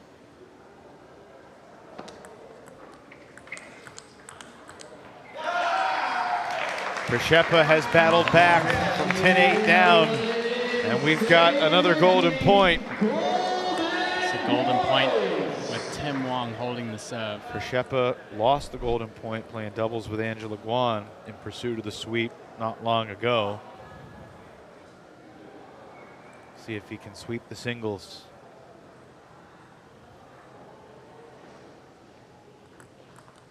And he can. Yevgen Przeszepa, have yourself a day, young man. He's not that young. He's 38. It's all relative. And Tim Wong will be disappointed with that. He had the opportunity there with the forehand. Przeszepa's placement on that last serve return served him well there. Big fist pump in the air from Yevgen Przeszepa. 3-0. Just our second 3-0 sweep in 14 singles and doubles matches so far this weekend. Sorry, Evan, you had a stat that you were going to bring up? We're going to interview Przeszepa. Okay, right yeah, we now. better get to that one. We'll get to it. There's Jishan trying to get warmed up for the Golden Game as he promised. Yes, indeed. Yevgen, you're 1 point away from sweeping the doubles and your singles match. You earned 5 points for your team, yourself and Angela. How pleased are you with your performance today? Yeah, I feel I'm good today. And also I'm happy because long time didn't give interview. And I thought it's time to start. Well, there was a moment during the timeout where Matthias said something that got you cracking up. What did he say? She said me just to forget everything and start new game because he was seeing that I have some troubles. Yeah, I mean, you certainly started out looking very comfortable and in the doubles and then again in the match with Tim. I know when you were playing up against Emily in the order in the doubles as well, you seemed to have a pretty good comfort level with the pace. What changed throughout the match for you from Tim that made things a little bit more difficult from the start of the first game to having to win by a golden point in the third? I think they start to play a little bit smarter. They adapted to our game. Well, Yevgen, on behalf of all the Przeszepa fantasy owners out there, well done. Thank you. Thank you. And we'll see you in the Golden Game. Thank you. See you. Do you have Yevgen on your fantasy team? I know Sean does not. You already know my lineup, so but our viewers don't. You're just poking at me now. The Sean and Matt Velociraptor poison could emerge at any minute in my eyes. Let's focus on Desantillan and Kazaku. Yes, let's because do that. These guys both have had some scintillating moments throughout the season. You know, Desantillan, an obvious fan favorite due to his style, his mix of defense and offense, his willingness to throw his body around. And Kazaku's power has completely overwhelmed certain opponents that he has played. This will be the first time that these two guys meet on the table in MLTT. What do you expect? I think some fireworks. I'm kind of interested to see how Desantillan approaches this match. Yesterday, he opted to play more defensively. I think due to his energy levels and condition at the time, it actually worked out in his favor because Gorak really struggled with the defensive variations, especially off the backhand side of Desantillan. I think Kazaku's going to get a better measure of that, so Desantillan's going to have to throw in some offense, I think. If he just sticks to defense, it's going to be a long and tough match, but we shall see. I mean, there's a lot on the line here. If the Revolution take a 3-0 win, they will effectively shut out the wind. And, you know, a big score line here for the Revolution could be huge. If they were able to get a decisive win here and then come through in the Golden Game, in terms of the East Coast standings, that would have a pretty significant impact. And of course, on top of that, remember, they don't have Koyo Kanemitsu or Wang Jinshin here, so I think they've performed as a team exceptionally well.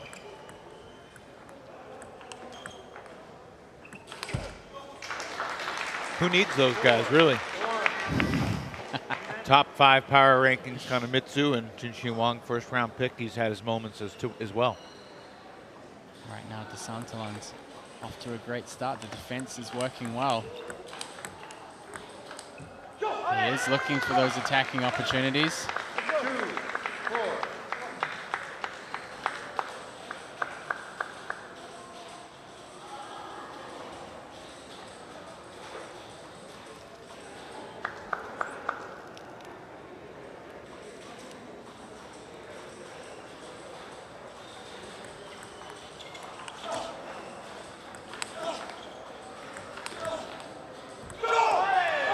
Kazaku going big on the forehand.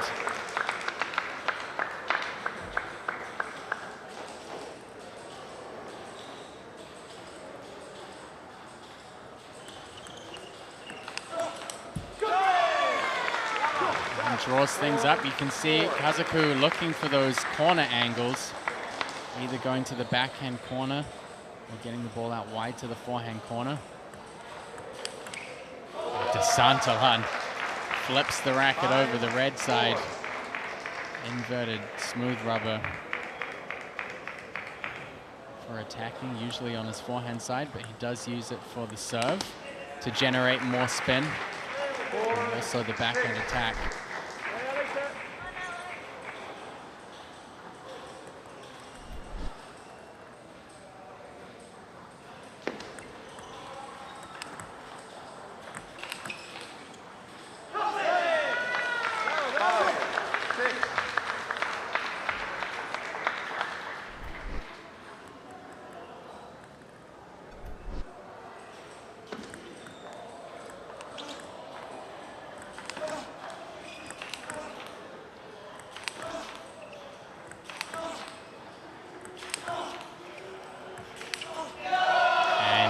Great point. Taxing rally for Kazaku. Is that rally much more taxing for the attacker than the defender? Yeah, I think when you're going back to that same placement, I mean, DeSantolan just kind of hung off that backhand corner and stayed back there. It gets really tiring for DeSantolan when he's really having to move around. And, you know, actually, we saw better points from Daniel Gorak yesterday when he worked in those short drop shots and kind of played with more control.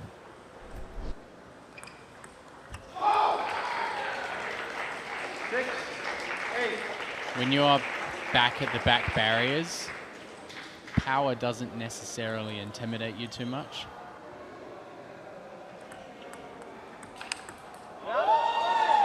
This time, Kazaku getting that ball quickly down the forehand line. Disappointed in myself. If I had been a little bit more ready, I might have had a chance to lunge and dive off our platform and catch that ricocheted ball. I am not paying your medical bills if you dive off this platform. 9-7. That's on the record now. And I thought we were close. Well, you were waiting for that venomous poison, so there it is. Oh, the rare attack from DeSantolan, and that goes to show you how the change of pace can be a factor. I was really surprised that he managed to get that ball on, given how late he let the ball drop. And DeSantolan takes the first game with the forehand counter.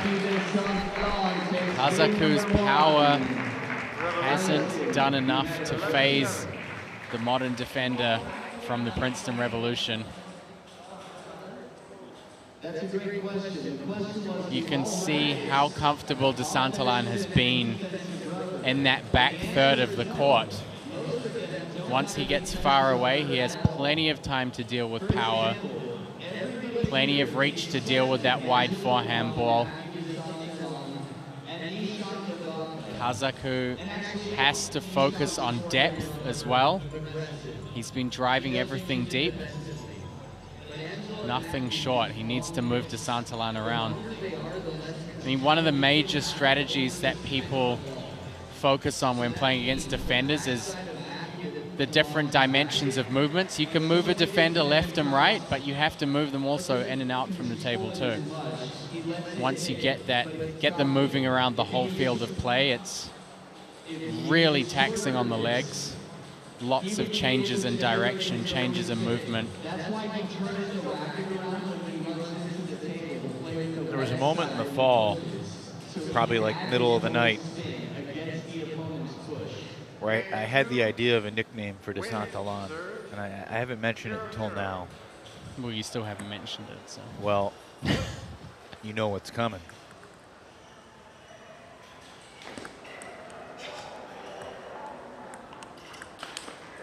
This time Kazaku works in the drop. How about the Destroyer? Matthew, the Destroyer De Santillan. The Destroyer. I think I give that a 3 out of 10.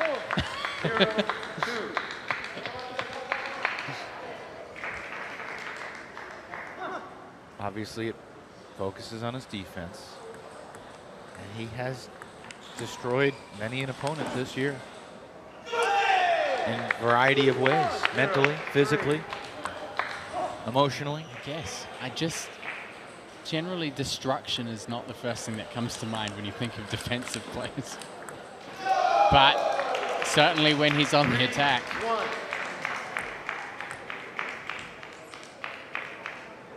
Well, isn't a destroyer also like a submarine?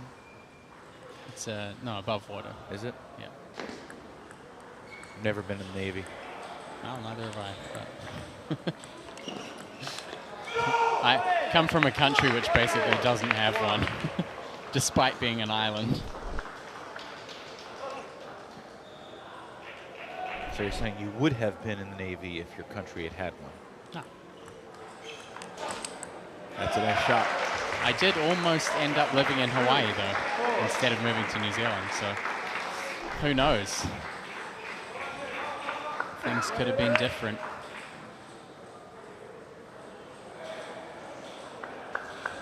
Certainly would have had a better tan than I have now.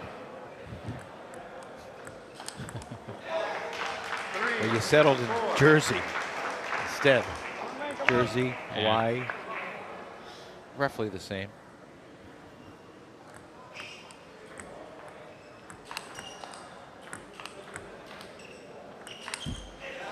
Kazaku's really struggling with the variations coming from De Santillan's side of the table. I think De Santillan working in that deeper kind of kicking, sometimes hooking topspin ball on the forehand has given some timing issues and positioning issues to Kazaku.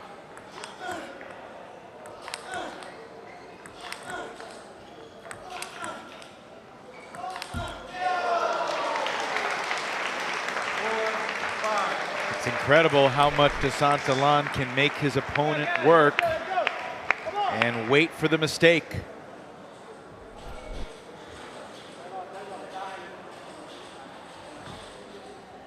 Kazaku's in a tough spot here, and it's going to be a timeout, the last remaining timeout in these individual matches, and it's from Eric Owens, coach of the Chicago Wind. So timeout called here. I mean, this match actually kind of shows Eric Owens' philosophy of having a player that's good enough, but just needing him to push. Just to give you an idea, I've been playing tournaments for 27 years. Yeah, he's so far away, it's very comfortable. Yeah, like he said, even if you don't push, loop it short. 2 balls in a row, I will buy you ice cream. He knows that I love ice cream. It took me 10 tries before I could do it. The amount of strength that it takes to keep him. You can't go hard every time. He's very comfortable. You have to bring him closer, and then you can go hard. When he's so far away, it's he has a lot of time. It's crazy to watch, and he's bringing spin variation with every chop. Sometimes a little bit more empty, meaning less spin on it. Sometimes he leaves the rack. How awesome is it to sneak inside the team huddle during the timeout? Do you agree with Coach Owens and Damian Provost's message? Yeah, I mean, this echoes what I've been saying throughout the match, that DeSantolan is basically hanging out in the back third of the court. And if Kazaku continues to play those powerful shots, you asked who's more exhausted in these situations. It's Kazaku. And taking the tactics, he looked and nodded at his bench. Yeah. That's the value of a timeout and the value of coaching. Yeah, and it was really interesting because Provost is playing in France as well, and he said, look, I know this guy.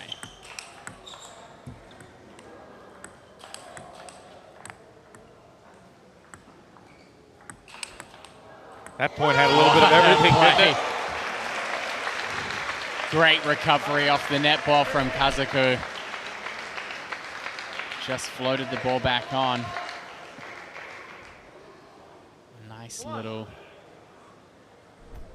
whip from under the table there.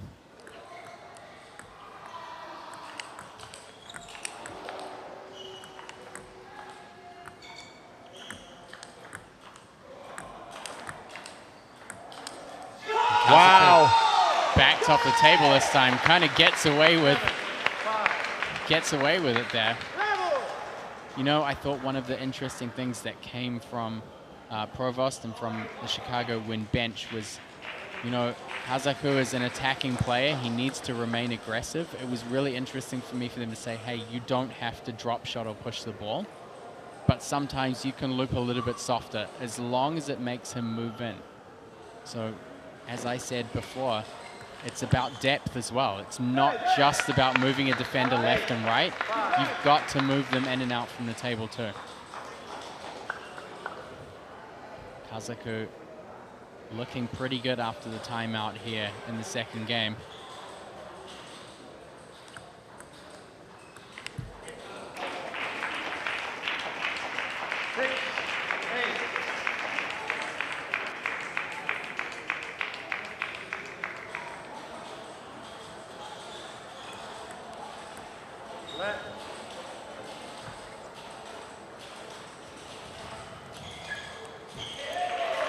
Santalon back within one.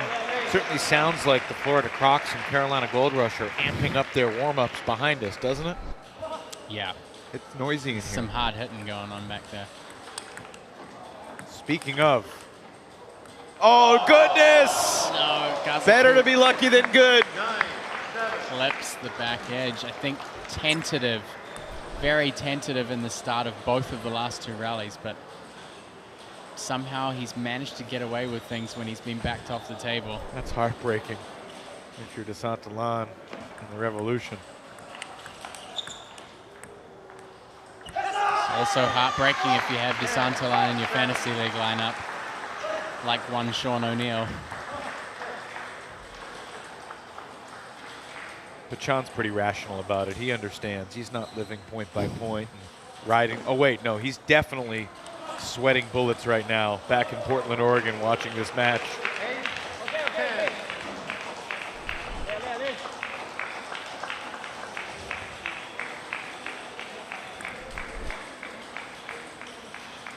I look forward to being in Sean's hometown 3 weeks from now,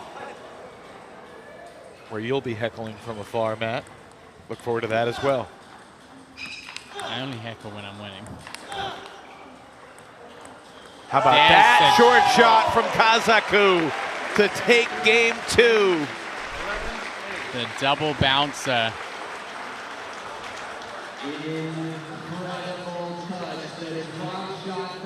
That game had everything that makes Major League Table Tennis so fascinating. I mean, the ramifications of what it meant. The timeout, the coaching, the teamwork, the camaraderie, the familiarity, the novelty, the excitement, the pizzazz. It had everything. I think one of the most important things there was that Kazaku has just saved the Chicago from being locked out of the Golden Game. Yeah, that guarantees them a chance, regardless of what happens in this next game. But this next game will decide whether it's a 5-0 lead at the start or a 3-0 lead at the start. I think Kazaku really started connecting things together a lot better. I think that timeout, Provost and Eric Owens were really direct with him. And I think that helped a lot. They said, look, you have to do this. I think Provost, speaking from his experience, was really kind of powerful in that timeout, saying, I know this player. He probably knows DeSantalan almost better than any other player here in the league. Yeah. And he said, you have to do this. It's the only way that you can win.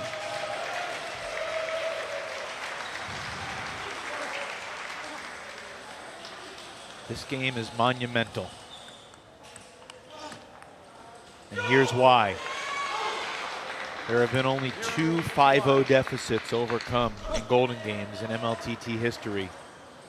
7 times we've seen a team come back from 3 points down at the start to win the Golden Game. The last 2 times it's happened, it's been Chicago coming from 3 points down yesterday against Carolina. And they also did it in December against Seattle. Somehow DeSantalan is still in this point. But Kazaku able to hold off DeSantalan's insane effort. That's got to be one of, if not the top rally so far this weekend. I can only imagine if DeSantalan had landed that backhand, things would have gotten even crazier.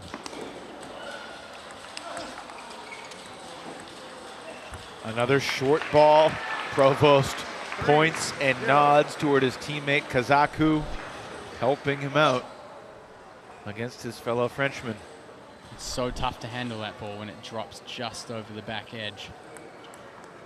Kazaku has found the measure of his opponent.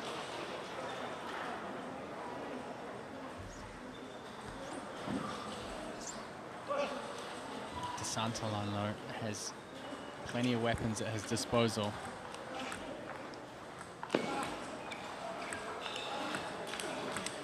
There's one of them.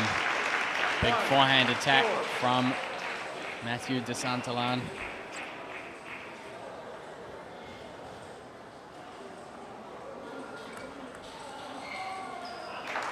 It would be foolish to read every text message that our fun and friendly colleague Sean O'Neill has sent over the course of the weekend, but he did just say something that is interesting. He said Kazaku will be spent for the Golden Game. And I wonder if you agree with that, and if you think that might have any bearing on the order that Eric Owens chooses. Will he maybe not have him in the one spot to give him a little bit of a breather? Or might he, since he's warm and he's hot and he's in a groove, that caught the edge and Kazaku points it out. I could almost see him switching Provost and Kazaku around. I think you've got to feel confidence that Provost is familiar enough with DeSantalan that he could play well against him. Yeah, I mean, these are tiring matches, but Kazaku is a professional player, a career professional table tennis player, playing 3 games. I mean, 3 games is like, yeah, it's a tough 3 match. games against DeSantalan are different than 3 games against most any other player. Sure, but he's a professional. It's just 3 games. It's not even a best of 5 or a best of 7 match. And then a Golden Game, I think he'll be fine. It's definitely taxing. It's physically demanding, but these players are definitely prepared. I don't think Kazaku's going to be worn out for the Golden Game. 5-5 here in game 3. I think there will be more impact on the end result. I mean, he really wants to win this. I feel like if he loses, psychologically, that would have more impact than the... fatigue? Yeah. What a shot. Another tremendous rally. Kazaku and DeSantalan pummeling away at one another with the forehands.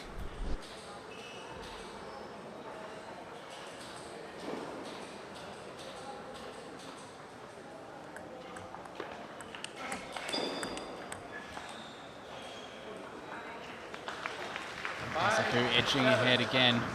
7-5, there are no timeouts left from the benches. The players are gonna have to fight this one out between themselves.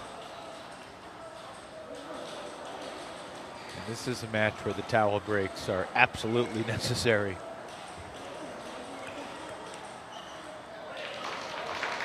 Santalan getting a quick point there off the serve. Haven't been too many quick ones in this match.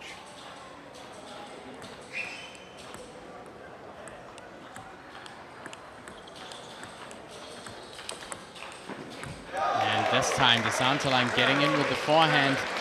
Pretty steady in the beginning. Carries the ball out to the forehand.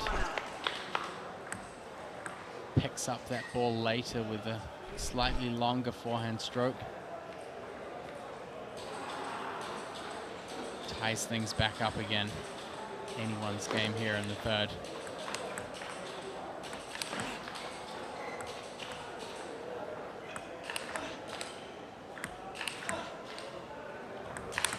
Wow. Kazaku mixing and matching his shots brilliantly, and Coach Eric Owens approves.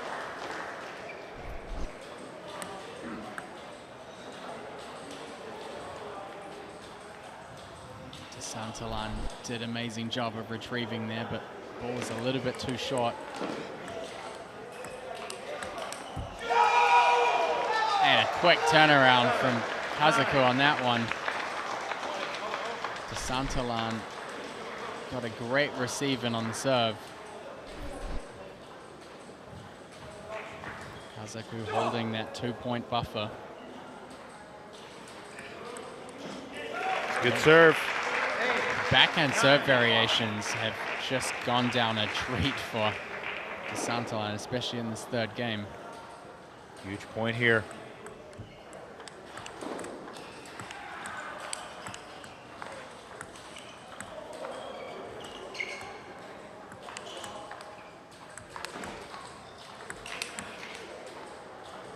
Kazaku persevering, forced to make so many shots, and he stays with it. He's got a game point here to take this match 2-1. DeSantalan certainly made him earn it. Yeah, he's absolutely put him to work in this match. Kazaku 1-2 in singles yesterday against Roman Lorenz. And he missed that shot, a chance to close it out. Things get a little tighter at 10-9. Psychologically tough.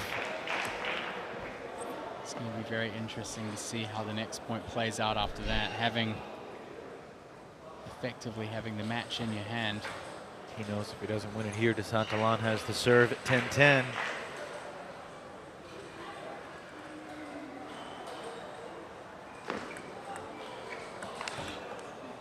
Kazaku able to close it out. Slight clip of the net there on that last shot. That was a great battle. Exhilarating and entertaining. And Kazaku takes it 2-1. That'll set up Chicago to try to overcome a 3-0 deficit at the start of the Golden Game for their third consecutive match. They did it against Seattle on Sunday, December 3rd. They did it against Carolina here yesterday. Now can they do it again against Princeton? The day started with Jishan Liang taking on Damian Provost. And Provost able to salvage game 3, Matt, but it was an impressive performance from Jishan overall. Nishant Labaka was really amazing for the Revolution. I think the Revolution have played so well in a number of matches. I mean, this doubles and Prashepa following up with the win here against Tim. They were both two very strong performances that really helped prop the team up and present them with a good opportunity coming into this last match between DeSantalan and Kazaku. I mean, they had an opportunity, as I said, to close out the Chicago Wind from having a chance to come out on top, but Kazaku gave it everything. Let's go to the commish, Flint Lane. Is leading 9-6. You'll be starting with a 3-point advantage. Chicago, you will serve first and you will pick first. Who will be playing 1 point for your team? Timothy Wong. Timothy Wong is your number 1. Who's your number 1? Angela. Angela Guan is your number 1. Who's your number 2? Jishan Liang. Jishan Liang is your number 2. Damien Provost. Damien Provost is your 2. Who's your 3? Alex. Alex Kazaku is your 3. Who's your 3? Yevgen. Yevgen Prishepa is your 3. And who's your 4? Mathieu. Mathieu de Solon is your 4, making Nishan your 5. Who is your 4? Emily Tan or Daniela Pinto? Who is his 5th? His 5th is... His 4th was Mathieu, and his 5th is Nishan. So Danielle and then Emily Tam. So Daniela Pinto will be your 4 and Emily will be your 5. Good luck, coaches. What do you think, Matt? That might be the most interesting Golden Game order sequence I have seen since the season began. Well, we get more of Provost and Liang. Prishepa Kazaku is a change of pace. And obviously, the pair of cross-gender matchups with Timothy Wong against Angela Guan and then Emily Tan versus Nishant Labaka. Yeah, there was a lot of dodging going on there. So Emily Tan typically not as strong against defense. So they've kind of dodged there, but see how it unfolds. 1 point for these two players.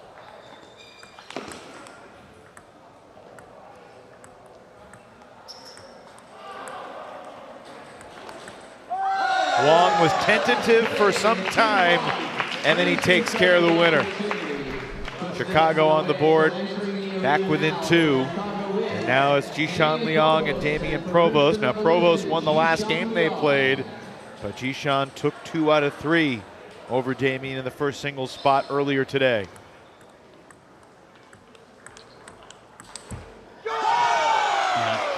Jishan, again, really trying to focus on being prepared for the Golden Game. He didn't really raise the bar and play as well in it yesterday, where he faced off with Mark Duran and only took, I think, 1 out of 7 or 1 out of 8 points. He knows he needs to do more today for the team.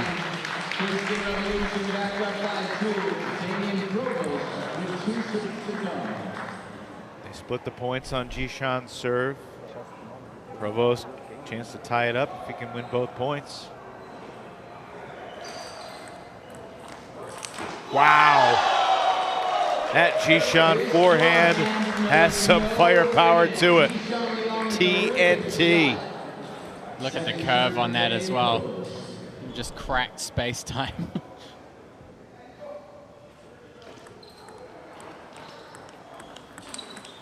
Shows he got some pop for the backhand too. Jishan takes 3 out of 4 from Provost. And now Prishepa versus Kazaku.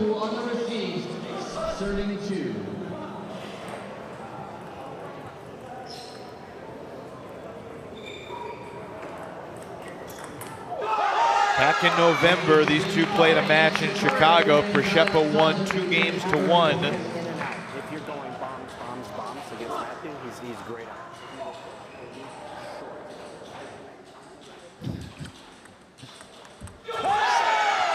Picked up a little of Eric Owens' mic there. He's giving a little pep talk to Daniele Pinto ahead of the next matchup.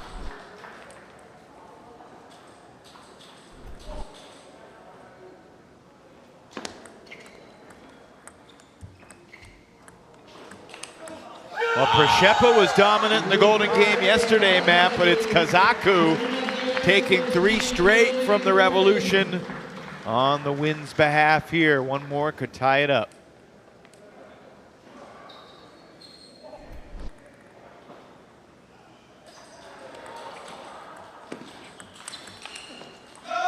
Prishepa able to salvage the final point and keep the Revolution in front. Doesn't he just seem worn out, Kazaku, in the Golden Game? Exhausted. This is going to be really interesting because I don't know how confident Pinto is playing against defenders, but he's certainly going to have more time to get onto his forehand. Well, he said he wanted to play some AB players. Here we go.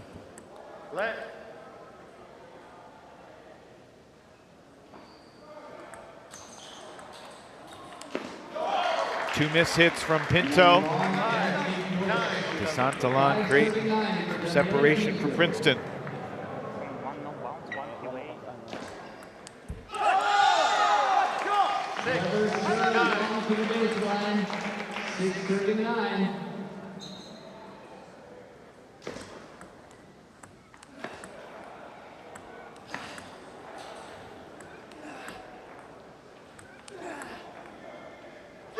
Pinto brings Chicago within 2. Really interesting to see Pinto playing slower with the forehand. We're used to seeing him going kind of full tilt against the topspin. And remember, we saw Angie Tan take a win in the singles over Nishant Labaka at the cross division. Now we'll see how Emily Tan does. Yeah. The Tan sisters have had their way with Labaka. The pressure is on. And against that flat-hitting style of Nishant Labaka, putting Emily Tan up, not a bad decision from Coach Eric Owens. 3 in a row for Emily Tan, brings Chicago into the lead for the first time in this Golden game. Labaka's definitely in the pressure spot in this Team Golden game. Wong and Guan are up next. He'll take one. Things are tied up. It's 10 points each as we start off the second round of matchups in the Golden game. So the 3-0 lead is gone. This is basically 0-0 game to 11. This time, Tim Wong and Angela will play 4 points instead of just the 1. Angela Guan goes on the attack after the net ball. And I don't think she's going to apologize too much for winning the point.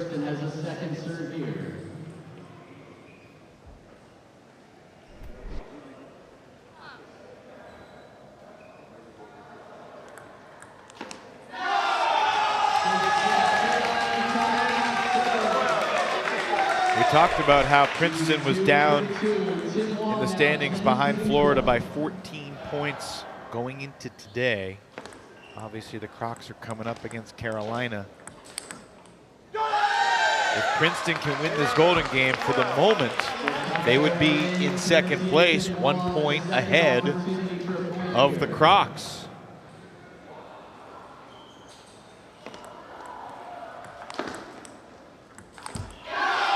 Guan takes 3 out of 4. Smile on the face there, Jishan, as he steps onto the court and gives. There's a lot of pressure in these situations. Emily Tan takes 3 out of 4 from Labaka, and then Guan takes 3 out of 4 from Wong. Liang and Provost back to the table.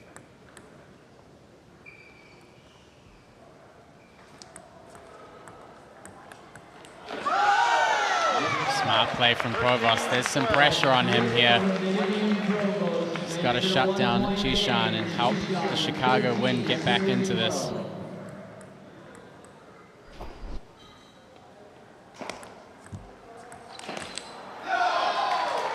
Jishan unloads the big forehand. These are such massive points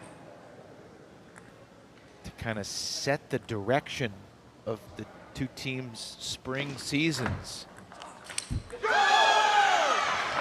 Winner of this Golden game will have their team at 2-0 this weekend and in great position to challenge the Florida Crocs for second place and the final playoff spot in the East. That'll be determined over the next couple months of competition.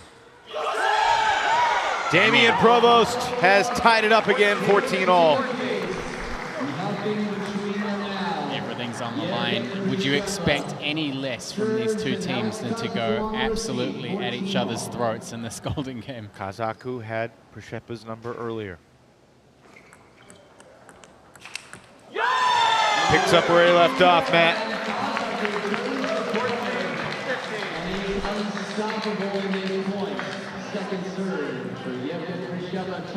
Timeout, Princeton. Princeton Revolution will have a little conversation. They made every timeout count. This defense has played impressive.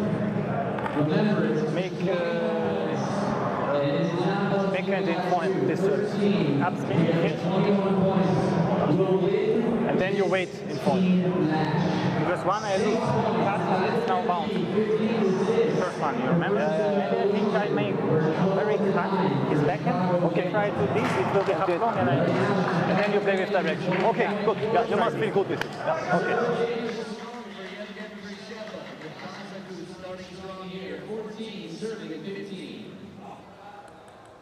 Przeppa back to the table, trailing by 1.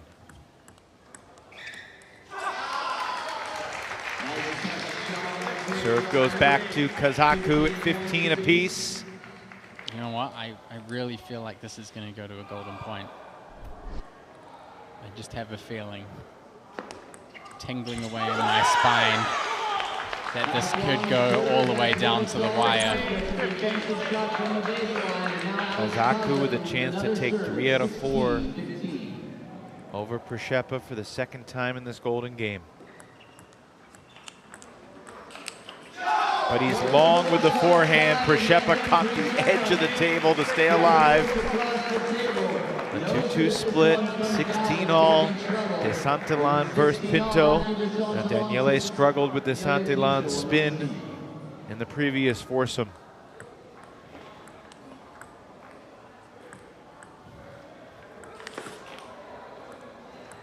Embracing the Kazaku strategy from the second half of their singles match. I think he executed it perfectly. You could see how much ground De Santillan had to cover.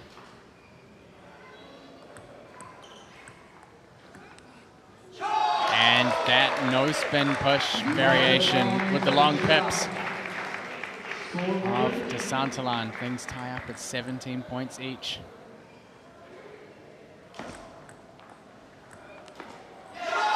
Princeton back in front.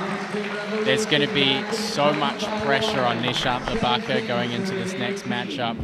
I cannot imagine what he's thinking out there right now. Big point for Pinto. 18 points each. 18. Labaka versus Tan. If it's 20 all, it's going to be Wong versus Guan that will decide it. Labaka with a flummoxing serve to earn a point against Emily. Princeton by 1. 19-18, and a timeout called on the Chicago Wings. Timeout Chicago. You did great. Relax. What was good, and it's normal, the first part, you had the contact was more calm, okay? Make sure you are close from the ball, calm contact. He has the pressure. You play good, it's 3-1 for you. Anyway, you did great, okay? You have nothing to do, he has something. So, close from the ball and then ready. And then you put many balls. Ready, go for your shot. Come on,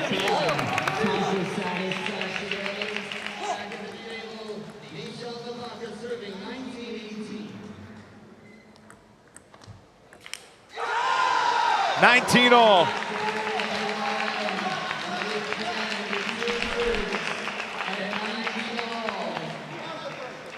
There have only been 5 ultimate golden points where it's 20-20 next point wins in the 54 golden games in MLTT history. Will we see another? Oh, Labaka sets up Princeton for match point.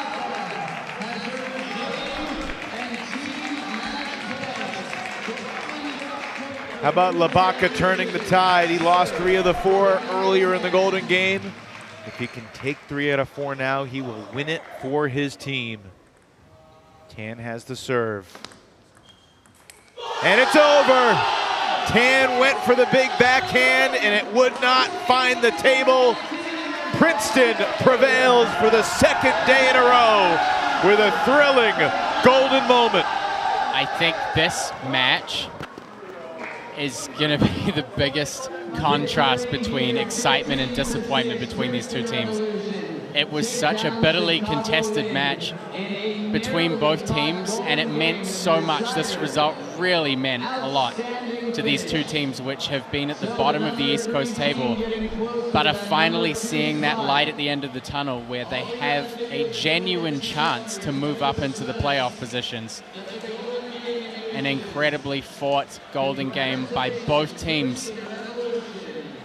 Princeton Revolution take it 21 points to 19. And this really puts a lot of pressure on the Florida Crocs in their next match against the Carolina Gold Rush, a team that they've had their struggles with from time to time.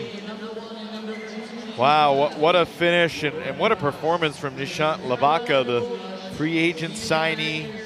Battled Daniele Pinto tough in singles and bounces back from a tough first quartet in the Golden Game to win it for his team. Matthias Habasson joins us now. Another thriller. Matthias, congratulations. What did you say to Nishant Labaka in between his first 4-point sequence against Emily Tan and his second 4-point sequence in which he won you the match? Honestly, actually, not much. I told him in advance that he shouldn't think about who he's playing against. He just focus on his own game. Doesn't matter female, male, because in advance I had the feeling that he was a little bit nervous to play against a woman. But yeah, in the end he managed it very well, because when it was necessary he could perform and made the right decisions. And I'm really interested. I found this matchup of the Golden Game pretty interesting in terms of choosing the lineup. What went through your head when you were thinking about the lineup of the player matchups? Okay, for me it was like I wanted to play, because we were 3 points leading, so the first session of this Golden Game was only 1 point, and I wanted to put Angela there, because I thought we have a little advantage then in the later Golden Game. So yeah, and then I had most of the times to react, and yeah, I think it was good for us in the end. I mean, it was a reasonable lineup, and yeah. Yevgen Przeszepa earned 5 points for you, was 1 golden point away from going 6-0 in singles and doubles. Can you talk about the decision to switch the doubles pairings today, and what you like most from Yevgen's performance? Okay, I mean, I'm sorry, I cannot tell too many tactical things, but I already told you I'm really stunned by this combination. Sometimes I will play like this again for sure. As I told you already, Yevgen is playing very well with defense girls, and he has some skills in the doubles too, which are against some pairings are effective. So yeah, today, it's all about the dynamic and how the guys are feeling and playing. And today it was, to me, it was a little bit more to put this pairing together. Yeah. Well, you beat Florida, you beat Chicago. Tomorrow you can take your best shot at Carolina and go for a 3-0 weekend. Congrats on the win today, and we'll see you tomorrow morning. Thank you so much. Thank you, guys. Thank you. Thank you. Habasson, the leader of the Princeton Revolution, a team that at this very moment sits in second place, with Florida still to play tonight. We're joined by Nishant Labaka. What a roller coaster ride that Golden Game was. I mean, you're not all that experienced in the Golden Game. What has it been like finding your comfort zone, and how did it feel to win the game for your team? Yeah, I was so nervous. I just try to take point by point and just try to like focus on the strategy that the coach gave me. The first one, I think I made a mistake serving long, so I just try to change my serve, and I just try to focus on the strategy. And in terms of now coming back for a second time playing Major League with the same team, with Princeton Revolution out of the draft pool, as a draft pool player, not having as many reps under your belt as the other players, and obviously not having been successful in making a team in the draft, do you feel a lot of pressure to really raise the bar and try and prove yourself as a player out there? And maybe there might be an opportunity like Sonora had to sneak a spot in a team. Yeah, I'm just trying to prove my level, and maybe hopefully one team can pick me full time. But yeah, I would like to thank Princeton team for giving me this opportunity. Yeah, it's been really great, and the coaches also helped me a lot, and my teammates, they've helped me a lot with dealing with the nervousness and the pressure and everything. What was the feeling like when your team mobbed you after you won that final point? Oh yeah, it was. Yeah, Have you ever experienced anything like that playing table tennis in your life? No, not really. But yeah, I think this is really that shows like the beauty of MLTT, like this unique format. Like you can't really experience these type of emotions anywhere else, and I think that's why we have so many great players here. That's well said. We'll let you go. Leave it there. We'll see you tomorrow, Nishant. Congratulations. Okay, thanks, guys. Matt, put a bow on this one for me. The Revolution, without Jin Wong, without Koyo Kanemitsu, they are on the rise in the East Division. Obviously, Florida still has 21 points up for grabs tonight, but they're going against the top team in the league. So, if Florida cannot really play well tonight, the door's going to be open for Princeton to maybe leave this weekend in playoff position. Yeah, there's definitely a lot more pressure on. And honestly, if you look at things overall, this was the perfect scenario for the Princeton Revolution. They were never going to get out here and do like a massive clean sweep of the Chicago Wind, because the Wind have been playing great. But to get a good enough position for them to move up, even to equal the Florida Crocs or move 1 point ahead of them, it moves them within striking distance if things go clearly in favor of Carolina tonight. There is a lot of pressure on the Florida Crocs moving into this evening match today. And the Crocs and the Gold Rush both had to go to sleep last night after a loss, both in the overall match and in the Golden game. So it's Princeton that's 2-0 to start the weekend. Chicago sits 1-1 on the weekend. Tough missed opportunity here in this match for Chicago, facing a shorthanded Princeton team, but the shorthanded team might be the answer for the Revolution because they're playing really well. That's 5 wins in their last 6 matches, and they've really turned their season around since the November event in Chicago.